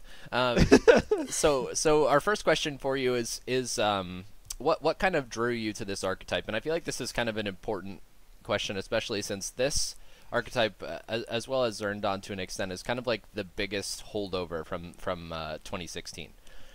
Yeah, that was actually a big thing that I looked at the 2016 results because, I mean, it's the most similar format to what Ultra Series was. Mm-hmm. And so I saw RayOgre win Worlds, and it just had the potential to, beat every other archetype. So I started with that. It was really good in 2016.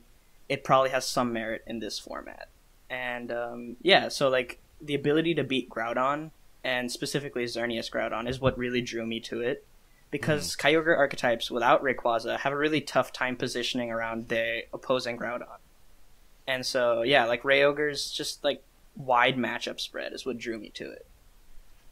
Gotcha. And just as a real quick aside, did you try this at all during Sun or Moon?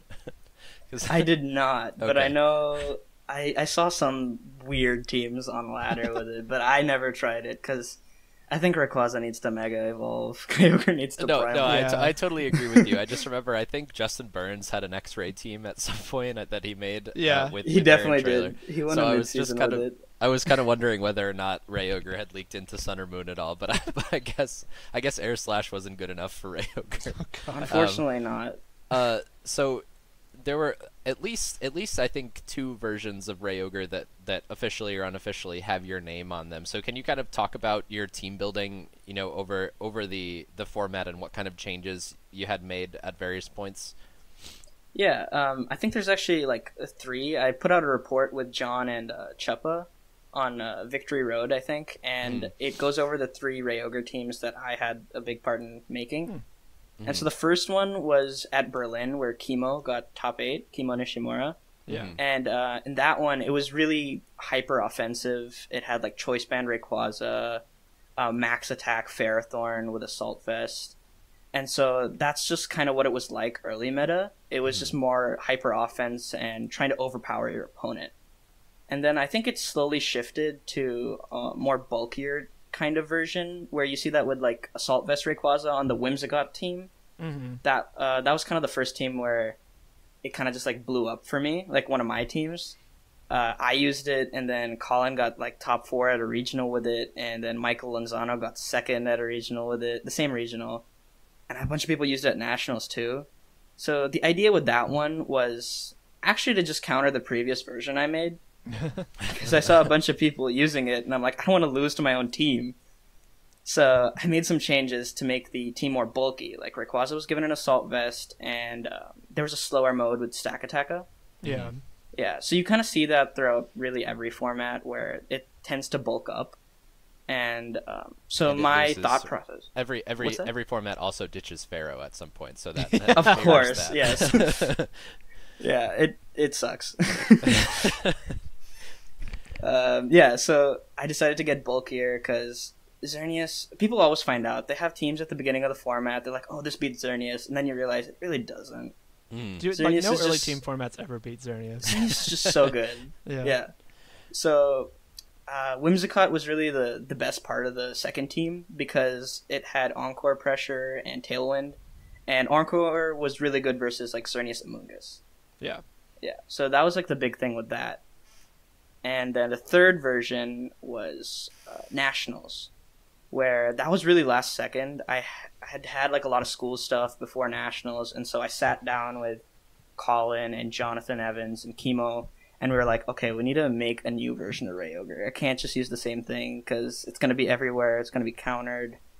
And so this time there was another huge emphasis on the mirror matchup and beating Xerneas Groudon. So it became even bulkier again. This is when we used Berry Rayquaza for the first time. Like, it really was not common. I think we were like the only one in Cut too. And then you saw the explosion at Worlds where Berry Rayquaza was like everywhere. It was like the only Rayquaza, yeah. And yeah, so it got bulkier. Coco switched from Fairy Z to Assault Vest with Electroweb. And a lot of people, like, still, even post-Worlds, just never respected that set on RayOgre. They always get surprised when you just, like, Electroweb with your Tapu Koko, and now Kyogre outspeeds everything. So, yeah, again, it took a more bulkier change, and this team was more Rayquaza-centered with Swords Dance. So you kind of just put it in positions where Rayquaza can sweep the endgame. I really like how you're using, like, very similar Pokemon between all these teams, but, like, like you just mentioned, the emphasis or like the center of the team kind of shifts from like iteration to iteration, and even like I don't know, like the one that I think was the most iconic at the time was the second one you mentioned, like the late regionals and nationals, and like before nationals version with like Whimsicott stack, because I think that one obviously it popped off at a bunch of regionals. I know, like you said, people did well with it at nationals. I think Caleb Breyer got top 16, at least day 2 with it, something like that. Yeah, it was top 32.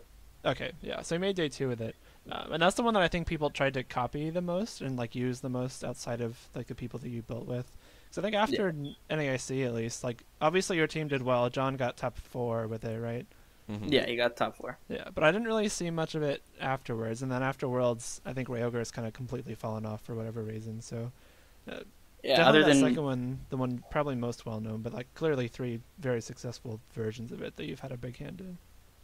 Yeah, and I think that's great. Like, as you mentioned, the pieces tend to look similar, but they do different things. Like, we established early that for RayOgre, Rayquaza, Kyogre, Incineroar, and Tapu Koko are just so good. It's usually the last 2 slots that need to change. And that's how it was with all 3 teams. It was just the last 2 slots changing, but the sets are all wildly different. Yeah, even just from like your NAIC team to your Worlds team, if you look at the Ray, you go from Assault Vest to like Swords Dance Berry, and the Coco goes from Farium to Electro Web Assault Vest. Like even that, like just those 2 changes make the team dynamic entirely different, which I think is like important if you're going to be using very similar teams. Like you want to be keeping people on their toes.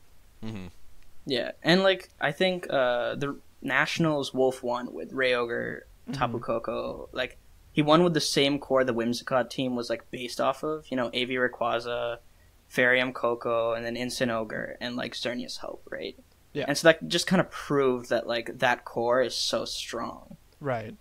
Yeah. So like I think variation is really important in Pokemon for me personally. Like I always change up my teams usually at least slightly. Like post Worlds I switched back to RayOgre. At Worlds I used Rayquaza, Solgaleo, and Snorlax. I didn't do too well. Yeah, but Alex Underhill got day 2 with it. I still believe in that team. I thought it was very strong at the time. But I switched back to RayOgre, and I made a tiny change from my Nationals team with Mimikyu to Amoonguss. And so like even these tiny changes are just really helpful for the metagame. So the RayOgre team that ended up having the most success over the course of the format was obviously PokeAlex and RyoPacer's team. How do you feel that your teams like measure up to that team, and would you have been pursuing a team more like that had you known like before it hit public eye? I think their team's really strong, and it did well at Worlds for a reason. But like even if I knew it was going to do that well, I don't think I would have brought it to Worlds. Just because I was pretty done with RayOgre at the time. I thought there was a huge, I thought there was a huge like target on its back, and so I just didn't feel safe bringing it, especially since Wolf won with it. So I was a little surprised to see them do so well. But when you saw like the creativity of the team, like some really interesting sets, like the Nihilego didn't have Power Gem, the Coco had Light Screen, I think, and AV Cart was really cool too. I think it was AV. Yeah. That sounds right. Yeah, their team was really cool, and I think my teams were like just as good. It was just on a different stage, you know.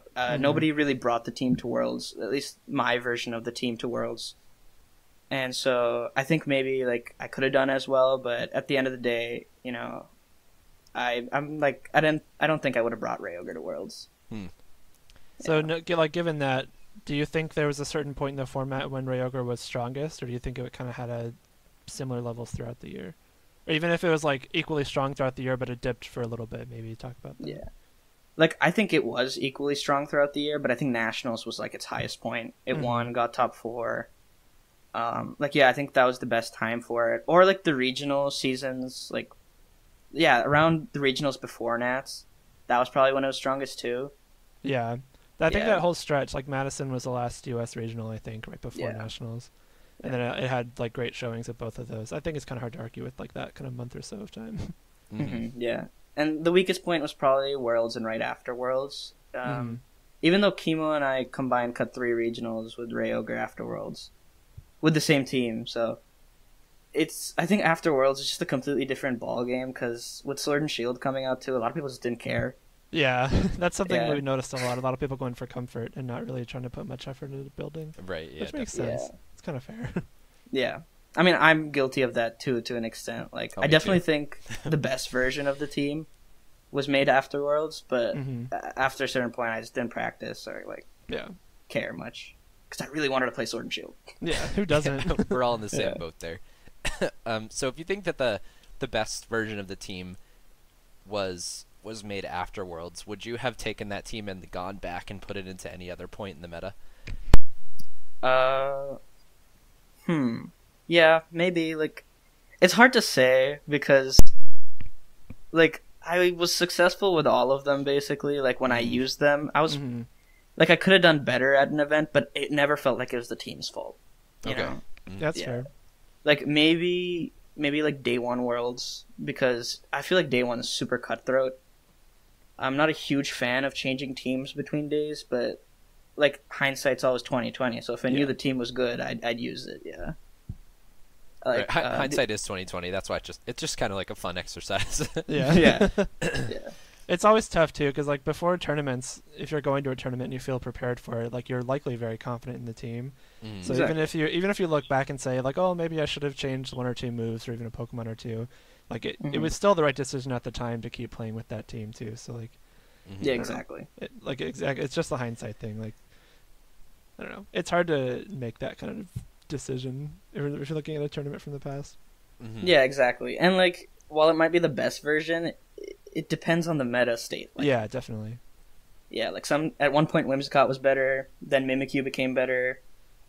And like I don't think Mimikyu is very good now just because it was kind of a tech for the RayOgre mirror and people aren't using RayOgre that much, so I'm like fine without it. Yeah.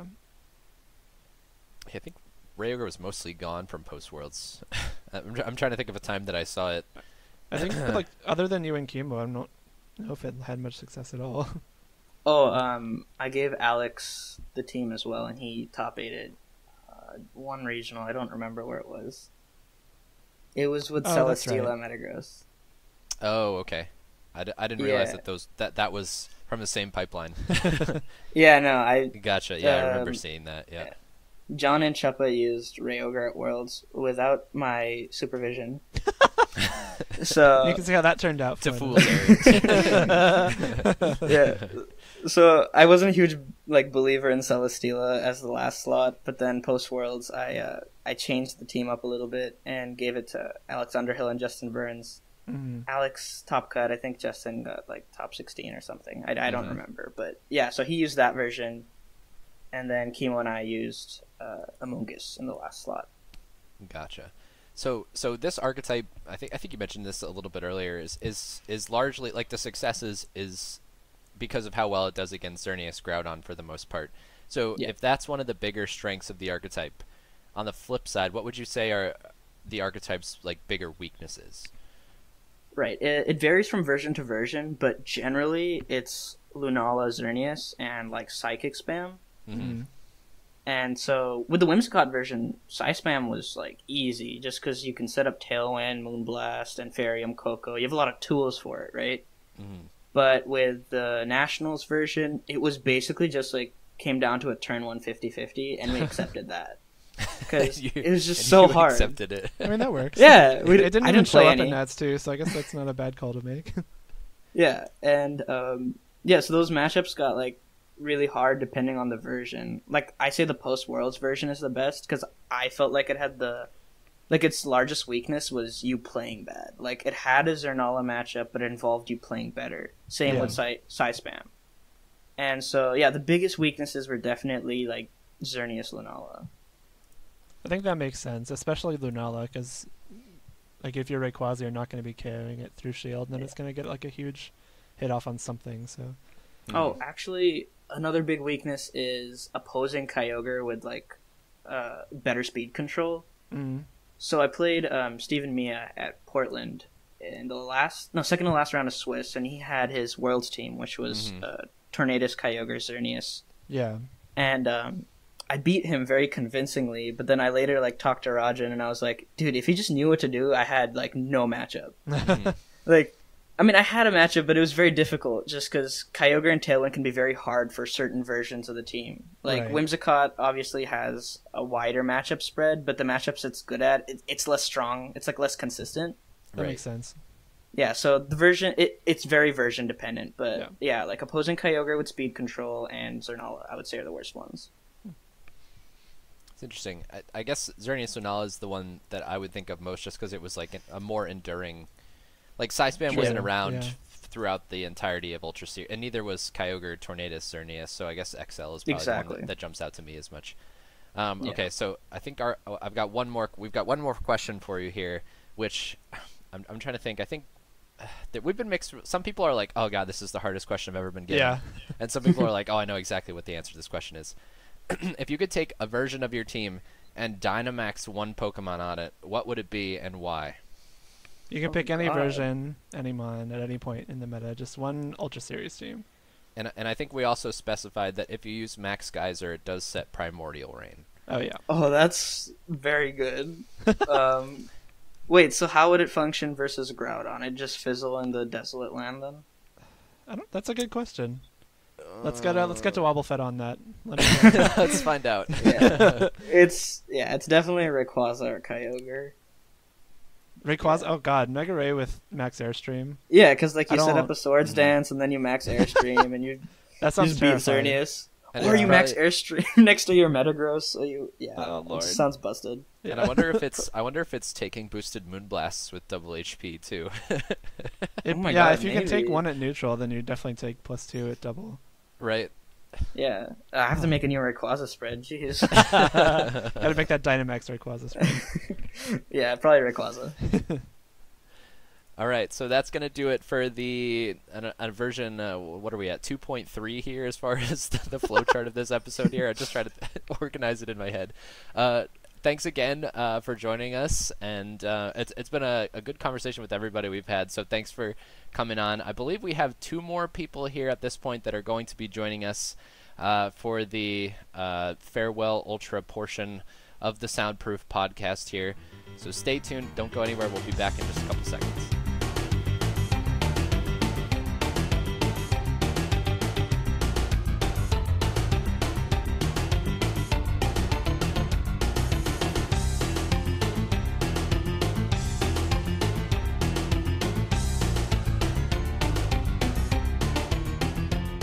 And welcome back, everyone, from our latest multi-second hiatus. We are back this time with Joe Ugarte of very late Ultra Series fame that really propelled him into a spot in this episode. So big congratulations to you, Joe. There was actually a sweepstakes we were going to run, but we figured we'd just give it to you on merit instead. Well, thanks. Appreciate that. So we're joined by Joe today, who is the almost sole pilot and definitely architect of one of late Ultra Series' most influential teams, and with the sheer amount of CP that it's won and success that it has, we felt like we had to definitely put it onto this episode. And of course, Joe is most known for his Groudon YvelDon team that really took Ultra by storm in the post-Worlds meta. So Joe, being an archetype or a team at least that showed up, much later than at least a lot of the other archetypes that we've talked so far about on the show, what kind of pointed you in that direction or led you to team building this team? So a big thing was I used to use YvelDon a lot in Sun and Moon, and as I got into Ultra Series, I tried a bunch of different archetypes. In the beginning, I didn't have as much success, and that was mostly due to the fact I didn't put as much time into it as I would have wanted to. But then, basically, at Worlds was the biggest inspiration. So I saw Kazuki. He got top 4 with YvelDon, obviously. And seeing that, I was it kind of reignited my passion to try and make it work. And after I saw how successfully it worked at Worlds, I kind of had the inspiration to go and give it a shot again. And actually, so I don't think I would have actually built YvelDon if I hadn't met Adam Warfield at the Open. So at the Open round 1, so what happened there was it's kind of I think everyone who played in the Open knows about it, but they had a repair, right? So we got matched with our round 1 opponents, and we were sitting there for a good 30 minutes, and then they let us know that we had the repair. Mm-hmm. So I actually got Adam Warfield on my repair, and he was using YvelDon round 1, and after playing him, we were talking about it a lot, and we got along really well, and he was just or I think I said this to him. I was oh, cool. I'd love to build YvelDon after this. So that's actually the start of how we ended up beginning to work on the team and kind of get the idea of using it. So the big change in your team, at least compared to Kazuki's, was the Venusaur. Obviously, that's the big piece of it, and the part that your team is known for at this point, and probably the biggest shift in the archetype over the entire format. So can you talk about the team building process as it applied specifically to the Venusaur? Yeah, so the Venusaur changes up a lot of it changes up how the team functions, because the way it works, so I did a lot of research into the archetype, so I looked at a lot of Kazuki's matches, and I looked at his report, and basically the way the Mimikyu functioned was to give it a TR option. And I prefer to have a little more aggressive, a little more aggressive option in the last slot, just because as Groudon was getting really, really popular, especially Zerndon, Venusaur helped a lot because it makes your matchup a lot more positive versus a lot of Groudon-centric archetypes. So So Zerndon, obviously Venusaur, it doesn't hit Groudon super effectively anymore, but Grass Knot chunks it a lot, so it lets you follow up with your own Groudon's attack to like kill bulky Groudons. It can put Salamence to sleep and other things on the teams to sleep. And I feel like the biggest thing that drew me to Venusaur was just how like with Focus Sash, it gave it basically a guaranteed sleep unless it got doubled. Which in that case it kind of acted like a follow me, and it really supports YvelDon well, which was helpful. So. I think that's the big thing I liked about Venusaur on your team, because I think the YvelDon check on a lot of teams is Feeny, and if you're using Venusaur, that's like a built-in Feeny check, if not a pretty hard stop to it immediately. So I think that kind of synergy is pretty cool.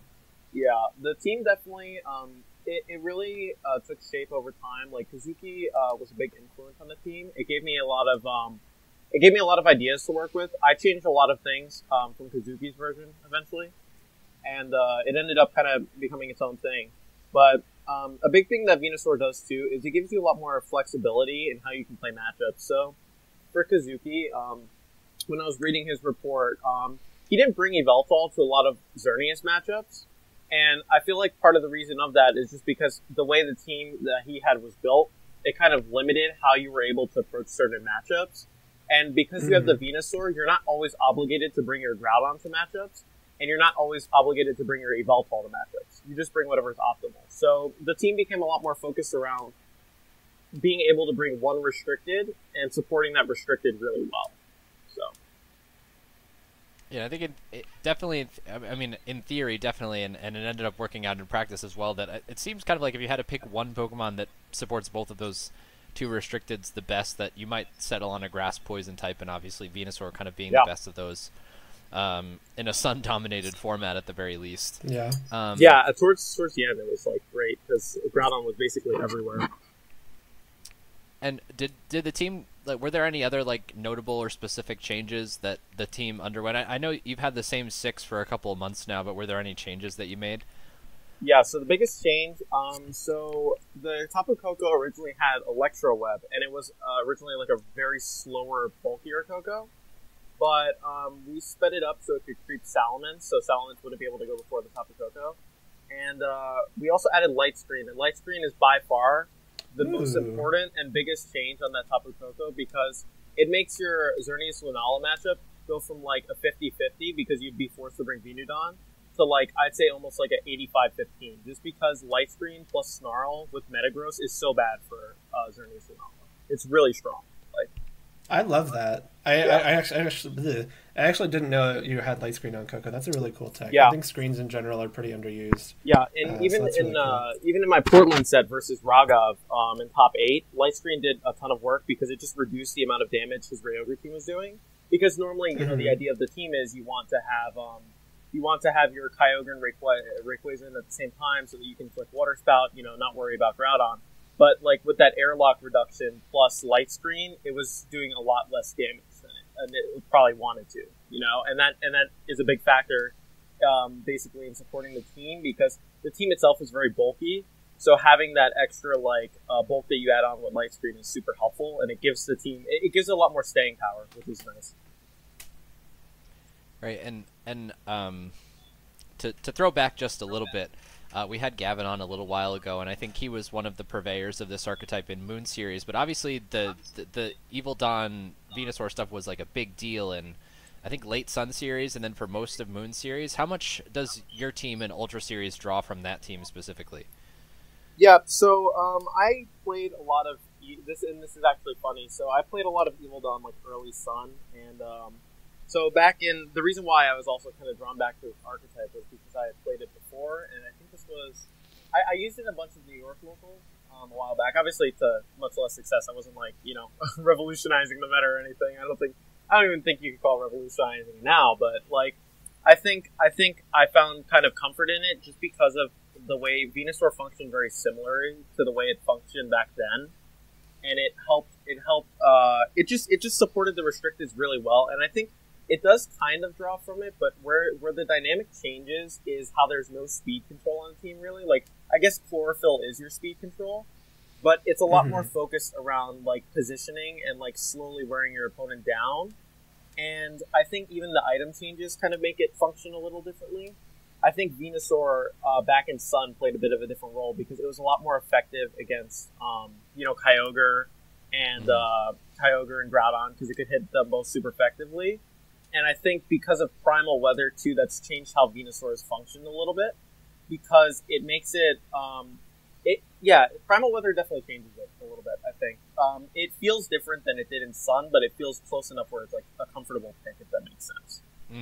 Yeah, definitely.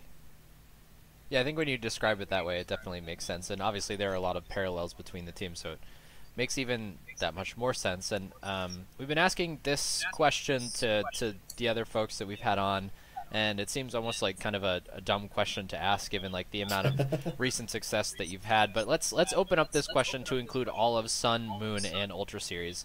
At what point do you think YvelDon Groudon was the strongest? I think probably when Raghav won.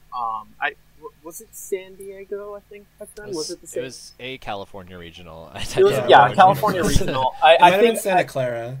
Yeah, I think when Raghav won that tournament, that's when YvelDon was the strongest in like Sun and Moon series. Maybe early Dallas too, but at that point, like people started like counter teaming it. And then I think definitely post World Ultra is when like YvelDon really became like strong, just because of how common Lunala and Psyspam were. Like, I think a great example is at, where was it? I think at Richmond. I pulled, like, 5 Necrozma and Lunala to block.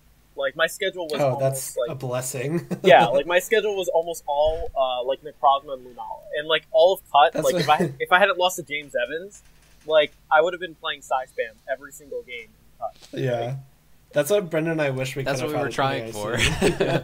Yeah. We both ran YvelDon at NAIC, hoping for those matchups, and we pulled like one of them total betwing the two of us. Brendan, I think I played you actually. Yeah, we played in the win-in and you bopped me. Well, it was RayOgre, so I kind of cheated. And I also had to play Javier Valdez's X-Ray, which was just like I'm pretty sure an unwinnable matchup. No. That's a story for another day. Yeah. Well, you mentioned Raghav's. I think that was in Sun Series, right? When it was like regional? the last regional of Sun Series. Yeah, because I remember it was like the very end of Sun Series, because I know like a very similar team was going around in early Moon, and you mentioned Dallas too. I think I played like one of those teams at Dallas myself, and I was wondering if that team kind of inspired yours, or if it was really just that match you played at like the Open against Adam. I would say it's a mix. Like So a lot of like with YvelDon, like I was messing around with a lot of different stuff. I think at some point I had a version with like Tornadus Metagross. Bad mistake. Never. I can't believe that was a consideration. But like I tried a bunch of different versions, and I was very set on like making YvelDon work after I saw its success at Worlds. And I felt like after watching like because Kazuki's team functions similarly to YvelDon and Sun in the way like in certain modes. So like when I saw like his Tapu Koko and Cinnamore YvelDon Groudon mode, like that was like almost a throwback because it's very similar to how it was played in like Sun and Moon, right? And what the last 2 slots are just what changed the dynamic, I think, because the first 4 mons of YvelDon I think always have to be there. I guess you can make like I think in Australia we saw a team get second recently. This was I forgot what regionals it was called, but it had a Finian and a Mungus instead. Like I think for the most part, like strong steel type Incineroar, YvelDon Groudon is like the main part of that. Like it's all the teams you need, right? Because so we got that part, Brendan. Yeah, because I feel like you always need the steel type for Xerneas, right? You always need Xerneas respect on a YvelDon. So right, of course. I think that's like one of the main like parts of building an YvelDon team, and I think like the inspiration for the team took it from a lot of different places. I think Kazuki's was a big one. I think Sun, YvelDon was a big inspiration too. And I think just seeing Adam, when I say like Adam kind of inspired me, I mean more so the fact of like by seeing it and by talking to him, it kind of like made me want to use it. As opposed to like, because he was running like a Gengar version, he wasn't running like similar to what we ended up running later in the season. Oh, that's a lot. But different. like it just that's like the Parish version, right? Yeah, he ran like the Parish version, and it just like but like just seeing YvelDon kind of like inspired me to use it. I think. Yeah, that's cool. It's definitely like evolved over time, I think, and it's changed a lot. Like even though it's just one slot change, like the Mimikyu version and the Venusaur version are so different in the function. Oh yeah, for sure. I think that because like Mimikyu, like you mentioned earlier, it gives the team a Trick Room mode. And I think if you're running Venusaur in that slot, obviously you don't have Trick Room anymore. You're going to be more fast in general. Yeah. And I think Venusaur lends the team to a much more kind of aggressive style again, like you said. So, Yeah. no, definitely that one slot I think is a pretty huge switch between like you and Kazuki's teams for sure. Yeah, absolutely. And I think like the biggest thing that I've like it's usually like people are like, oh, you're running the same like 5 out of 6 mons. It's very similar, But I think a big thing that changes the dynamic of how everything functions is EVs. So my Yveltal, it's timid, but it only outspeeds modest primals, right? So it affords itself a lot more bulk, right? So because it has so much more bulk, you can bring it in matchups that you wouldn't normally bring it. So the way Kazuki talked about it in his report, he was like, oh, I can't bring Yveltal to KangTorn, right? Because I need Mimikyu, Groudon, Metagross, and Koko, so that I could set up Trick Room in the end of Sweep and do as much damage with Metagross and Koko in the beginning. But for me, the way it functions is I usually bring Yveltal. I actually don't bring Groudon. I bring Yveltal, right? And basically what you're doing is you're killing their momentum because your Yveltal is so bulky. You can click Snarl, and basically you're punishing basically every time they swap in a Groudon or a Xerneas. Right. So you're reducing their damage. And you're basically playing a slow game where you're trying to kill their momentum. So if you look at like a lot of the sets I had on stream versus people using KangTorn, it's not a fast game at all. It's actually a very slow game that's very like centered on like wearing them down slowly. So I think a great example of it was my set versus Will or Monkey VGC at Daytona. I did get I got a little lucky towards the end of game 3. I think with 2 crits, but I don't think it mattered based on the way the turns played out. But, like, other than that, I think that sets, like, a great indicator of, like, how you have to play it. Because it's not a team that's, like, that you can be very aggressive with and get rewarded for. Like, you see in Game 1, I was very aggressive, and I got punished for it. It's a team that you have to really, like, take your time with and, like, methodically, like, wear down all of their options. So that...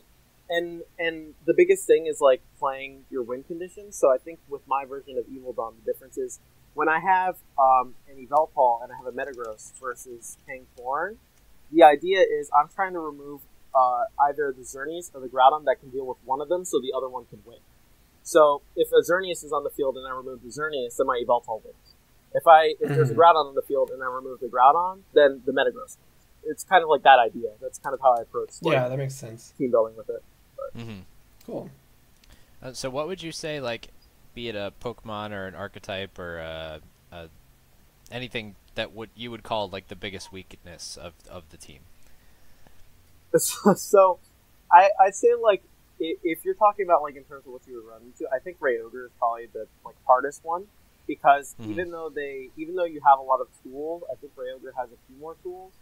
It's either that or KangTorn. In terms of like common teams you'd run into, the worst possible matchup that you can run into is Xerneas Rayquaza with Life Orb, Overheat Rayquaza, and a Landorus. If they have a Landorus, if it's Landorus X-Ray and they have a Life Orb Rayquaza, yeah, that's pretty bad. But like, I have never seen that. I've never seen that in a tournament before. I think the only time I ever saw that, and this is funny because Paul Ruiz, we did like an exhibition match for his stream, and he brought X-Ray Landorus, and I got bodied. I had nothing. Oh no! But like that's like that would be the worst one. That would definitely be the worst one. But like you don't see it often. So I'd say like probably like KangTorn and RayOgre are both kind of like 50-50s and more like 45-55, I think, in terms of like how bad they are. But, I was thinking Ray would probably give you some trouble because it's just so good against like Groudon and it like shuts off the chlorophyll too for Venusaur, which is kind of annoying. Yeah. So I think our last final question for you, if you could take one Pokemon from your Ultra Series team and Dynamax it, which one would it be and why? Oh man, that's tough.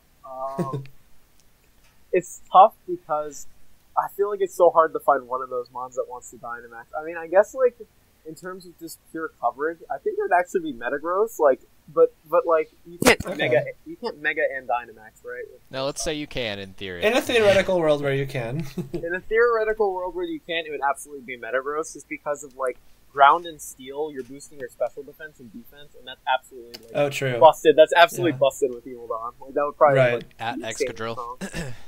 Yeah, basically. Basically Right. Excadrill, right? Yeah. Awesome. Well, I think that's gonna wrap up our interview here. Thanks so much for coming on, Joe. Thank you for inviting me. I'm like learning a lot about all these different archetypes that would have definitely like it's really cool. changed my perception of the format, and hopefully it might have made me better at it. Honestly, who knows? Just in time. But yeah, thanks so much for coming on, Joe. I believe we have one more archetype to go through, so don't stay That's anywhere. correct, yeah. Don't go anywhere. Please stay here. I said don't stay anywhere. Oh my god. Stay there. We've got one more to go. We'll be right back.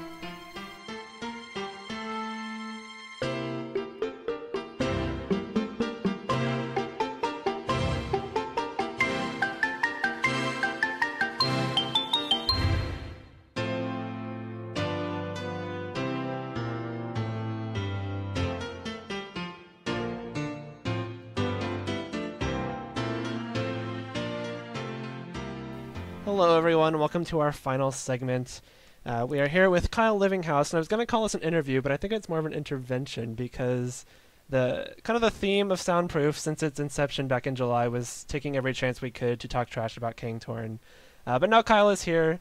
He has been the kind of premier user of KangTorn this entire year, and so we are going to be, letting him speak his mind and kind of defend his beloved archetype. So, welcome, Kyle. Thanks for joining us. Thanks for having me. It's going to be a fun time. Yeah. Keep in mind, you're here on behalf of KangTorn users everywhere. It is your job to defend them. No. No, so I think the first thing we've been asking people is kind of what drew you to this archetype. So, like, obviously you've been using it for a long time, and you've been using it at pretty much every tournament for a long time now. So clearly something with it clicks with you. And so what was kind of the first thing that you said, this looks like fun and looks like something I could succeed with? So after, I basically stole the EUIC winning team for Hartford, and, like, that felt really dirty. Like, I crit my way into the cut of that tournament. I felt like X-Ray was bad. I was like, I don't know, ZerndOn looks really good, and I was like, KangTorn's probably, like, it was just interesting to me. Like, I was just intrigued that it was just in the Berlin cut, but, like, it was nowhere on ladder. No one was talking about it. I was like, why is that in cut of an internets? And it was a very big internets, and, like, no one seemed to really talk about it, so I was like, you know what, this might be worth looking into at least. What was the original 6 for that team? Because it's been through a lot of different iterations, especially those last 2 slots. Yeah, the first one was Smeargle Coma O. Okay. That was the one used at Berlin by Christian. Coma. And then how did Smeargle become a Mawile? So the Mawile was my fly resist. I mean, yeah, you're not wrong. It sure does resist. Okay, that was like those so two far slots, you're not doing a good job of defending here, Kyle, so let's try and pick it up as we go. No, you're fine. Because I think Mawile, Como were the 2 specific things that we were just kind of really confused about. So, like, walk us through, like, what they did for KangTorn in general. Oh, okay. I'm sure we just don't get it. Because clearly it works. Sure. So, almost every game, I mean, as far as most people see it, you just lead KangTorn and ZerndOn back. Right. But that has a few problem matchups, and basically they're very specific just for a couple problem matchups. Back in the beginning of Ultra, there were a lot of X-Ray, like X-Ray 1, EUIC, and X-Ray was a big problem, especially Nihilego. So Mawile, just being a steel type, resisting like Dragon Ascent, it didn't do it well, but like resisting that and resisting Mawile, or should I say Nihilego, it just put in a lot more work than Kang could put in, because Kang just got intimidated, redirected, couldn't do enough. So it was mostly for that. While Coma-O was more of the RayOgre matchup, because there were a lot of like RayOgre stack teams, and it just like outright won. And otherwise, it's very hard to play around with the initial 6. You have to basically get everything right. So eventually we got to a point in the format where it seemed like most of like the prominent, with the exception of Keith, I don't think he listens to this, but we'll just put that in there, that most KangTorn players like moved away from using Mawile and Como and eventually settled on Incineroar, and Amoonguss kind of became like the standard final 2 mons. But what was like involved in the thought process of kind of like that transition period for the last 2 mons?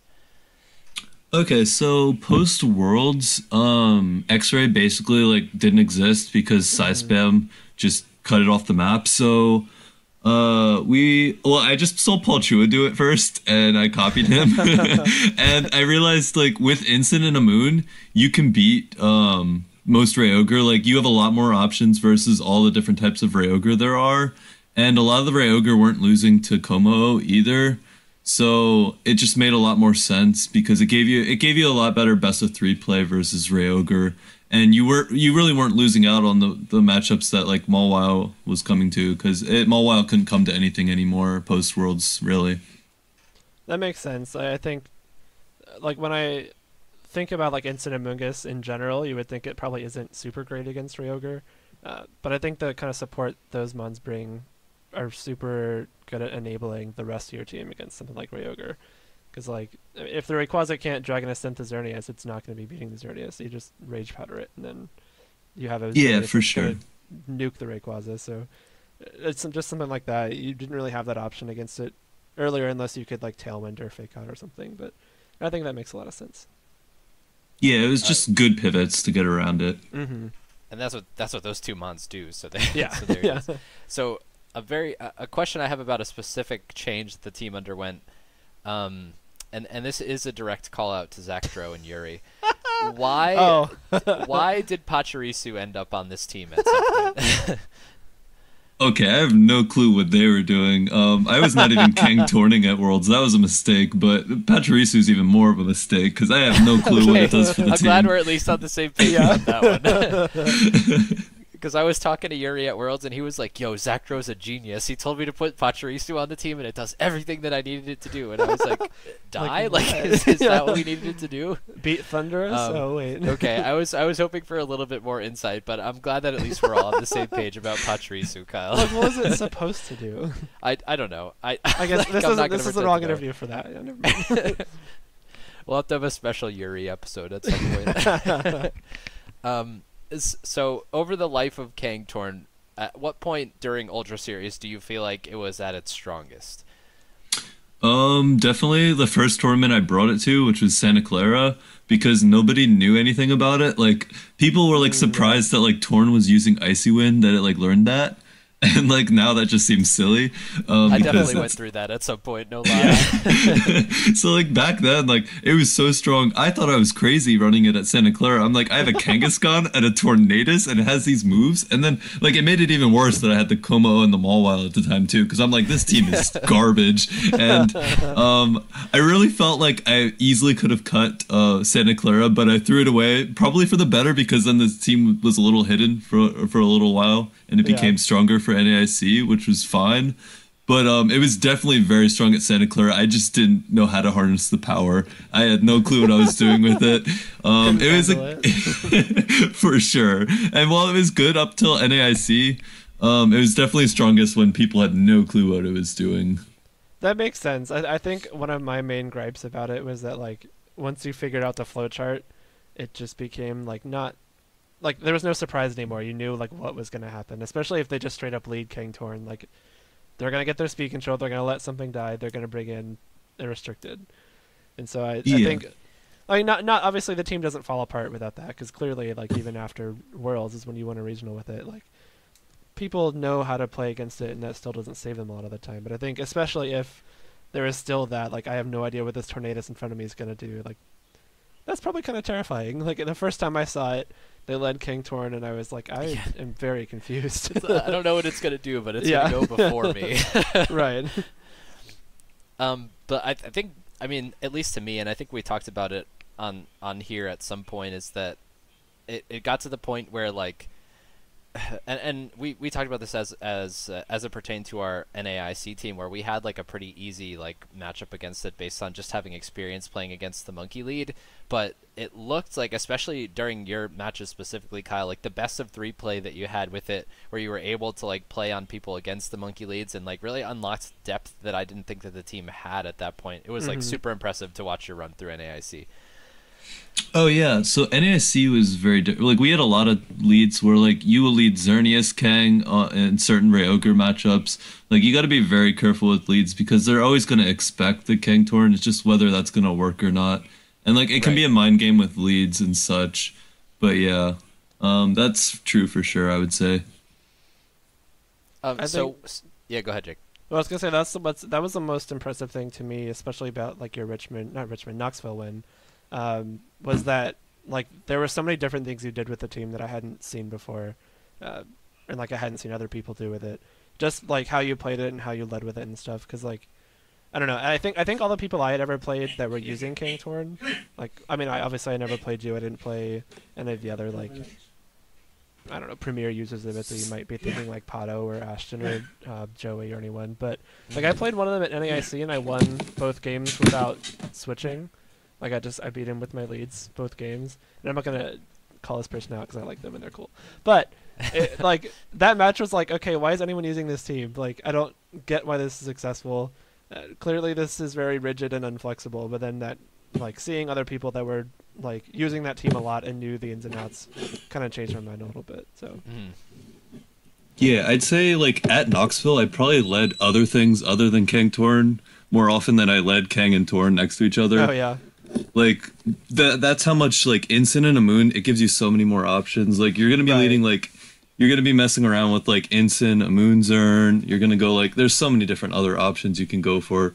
Like even a Moongus Groudon is like a lead, and in like some of the mirrors, and there's a lot of options, and that's just what redirection and fake out will give a team.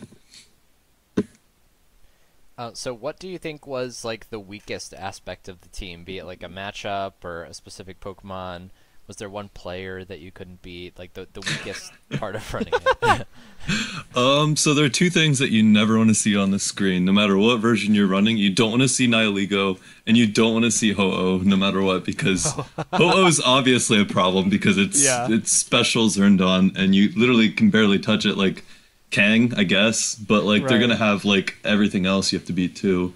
Nihilego is hard because especially after you drop Mawile, your only way of hitting it is Groudon, and Groudon has no bulk EVs, and like a Roxy is gonna do like a lot to it. So if you get your Groudon chipped at all, it's a very big problem. So you have to have speed control up, and you got to make sure you never lose Groudon, or you will just lose to Nihilego outright. Yeah, when I said I beat him with my leads, one of those was Nihilego. Nihilego, yeah, definitely. I think maybe that warped our perception of it. Right, yeah. Using like Men's Nihilego felt like pretty easy, but yeah, that makes sense. I again, like using Nihilego felt super strong against that team, and I definitely understand the Ho-Oh thing too. I hadn't even considered that because I kind of forget Ho as a Pokemon like 99% of the time. Oh, trust me, I see it all the time when I use this I'm team. sure like you're like it's like, imprinted on your brain to like immediately see Ho and start panicking. I'm sure. So.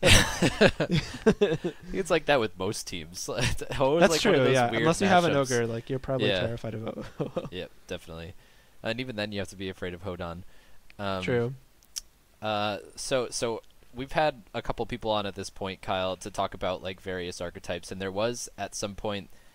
Gavin was on and asserted that I think he said he never lost to KangTorn with his like LunaDon team. Can you answer those allegations? I literally beat him at Santa Clara, but I mean, Exposed. It may have been due to some blades misses, but we don't have to talk about that. I think he said that too. Yeah, like the matchup is becoming immune to precipice blades, and then you just win. That was an ugly set, I will say. Okay, so you guys are on the same page about that one. Yeah. Yes, for sure.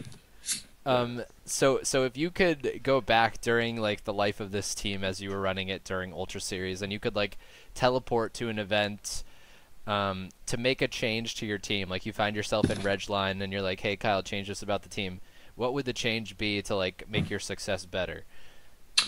So there was a phase before NAIC at both Madison and Santa Clara where the Mawile was only 172 speed, which enabled it to outspeed Ray and Tailwind. But after, like, NAIC included, and after, well, I guess it was just NAIC would have been the only time I used Mawile after that. It was max speed, so it outspeed Coco and Tailwind. Because I played like a lot of Coco at Santa Clara that I couldn't outspeed with the Mawile, and that would have just been really useful. And like you barely give up any more bulk. I mean, like with 172 in speed and your max attack adamant, like you have barely any EVs left for bulk anyways. It doesn't really do much. Like you die to +2 Moonblast most of the time. It's really bad. So that would be probably the one change I would have ever made. I also wish I like brought it to Worlds because that never happened. I was gonna say, like, related to the team and not specifically with this team, do you wish you had used it at Worlds? I think you kind of mentioned that earlier. What did you bring to Worlds? I brought X-Ray, Coco, Gengar stuff. Oh, okay. Yeah, it was cute. I had like Electrium, Skydrop, Coco. That was the one cool thing I had. Yeah. But yeah, that was a fun team. Not a great call, I'd say. I played a lot of size spam. Oh, that doesn't sound fun. Yeah. Nope, definitely not. I had another question. Oh, so would you go back to yourself using Mawile Como and tell yourself to use Incineroar Amoonguss, or you respect the Como Mawile for what it was at the time? Oh yeah, for sure. I would have kept it for what it was at the time because X-Ray was like a top 3 archetype in like the beginning of the year. And like even now when like with the Instant Moon and when I have to play X-Ray like very rarely, it was like very painful. Like you can beat it with Instant Amoonguss. It's just very painful, and if they have the right techs, it's just hard. And it was definitely better. Like the Como-O, like almost like auto won versus all the RayOgre types that were out there at the time. I had like sub on. It was sub with what's it called, bulletproof on the Como-O. So like you get you're immune to Incineroar basically because you're a Como-O. You're immune to Gyro Ball from either stack or Bronzong. So like, and you don't take much from Kyogre. So like their only way of hitting it is like Ray, and Ray doesn't even like really want to come in front of that because when you have your like fake out and if you just set it up right, it's really hard for them to beat Como. So like Como just shredded it, and like they had no answers to it, and not a lot of people like Como didn't really belong on any other archetypes. So the RayOgres weren't really even adapting to it. So like I just like during that month or two. Like it was just free wins, so I loved Como. Every time I saw RayOgre on my screen, I was like, I get to bring Como, and it's gonna be so easy as long as I don't miss Focus Blast. Oh, I forgot you all ran Focus Blast on that. Was that before the RayOgre was running Whimsicott, or was that like while they had the Whimsicott? Oh, both. It's still it was during. I bring it to the Whimsicott Coco RayOgre matchup. I brought it at NAIC twice, and I brought Como. I Z-moved into fairies and still won because the second you see both fairies, that means they don't have all of RayOgre and stack, so they either lose to Zern or Groudon. So like no matter what, they're gonna lose to something. They can't really afford to bring both fairies. But yeah, it's a fun matchup, I'd say. Because they think they have a great matchup and they don't. Right. All right, our one final question we've been asking everyone, and you are the 5th, so make it good. If you could Dynamax one Pokemon on your Ultra Series team, so on your KangTorn team, any version of it, we're not going to restrict you to just like the Instant Moon, any version of your KangTorn team throughout Ultra Series, Dynamax one, which one would it be and why? Well, it's got to be Como. I mean, come on. I don't even have to miss Focus Blast ever. It'd be invincible if I never missed. Okay. and I mean, you go for the boost. I mean, you don't need the item slot, right? So I can still go for Z moves, right? Yeah, so sure. Theoretical world, yes. But yes, I love this theoretical world because now I have like a 200% crazy boosted Como, so I like this. I would definitely be down for that. Yeah. Joe had a 200% Mega Metagross, so you're allowed. That's true. All right. Well, thanks for coming on, Kyle. you were actually the last person. We felt that given that we've been grilling KangTorn all year, that we'd kind of like make it the feature archetype for the show here. So there's the community defense of KangTorn, although we still don't have an answer for Pachiriso, so we're gonna have to get to that. It's the one to missing the bottom piece. of that at some point. All right, so Kyle, thanks again for coming on. It was great to have you. Thanks to all of our guests as well, and we're going to take just a short break, and we will be back to wrap up our Goodbye Ultra Series episode, so stay tuned.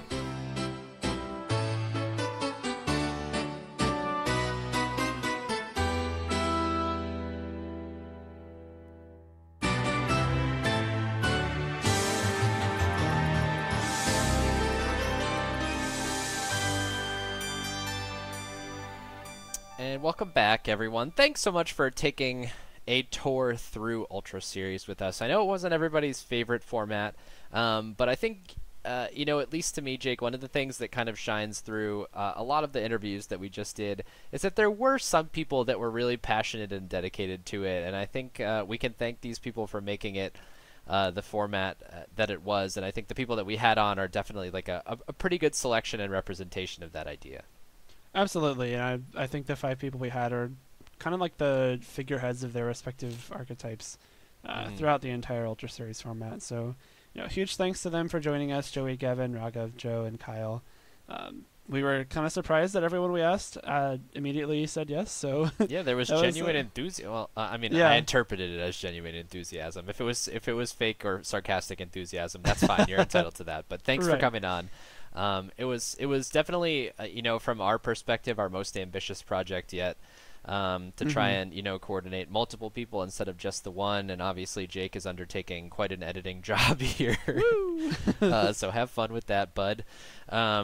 But yeah, thank you to listening to our listeners for listening to our whole episode. I know this one was a little bit longer, I think, at the end. But yeah, again, we have been kind of willing to compromise your time, which we are entitled to, for the sake of content here. So hopefully it was a good episode. And going back for the last couple months, thank you to everybody who's listened to our podcast over the past couple months. We've had a lot of fun making it. It's been something that at least I genuinely look forward to doing every couple weeks, Jake, and we've gotten really good reception for it. So hopefully you guys are enjoying our podcast. If you have any feedback, please continue to provide that. I know we've been getting DMs and tweets here and there, so we really appreciate any feedback, be it constructively critical, or if you want to just tell us how great we are, we always appreciate that as well. Yep, as always, our Twitter is @SoundproofCast. You can find our personal Twitters there. I'll put all the Twitters of the people that joined us this episode in our description as well.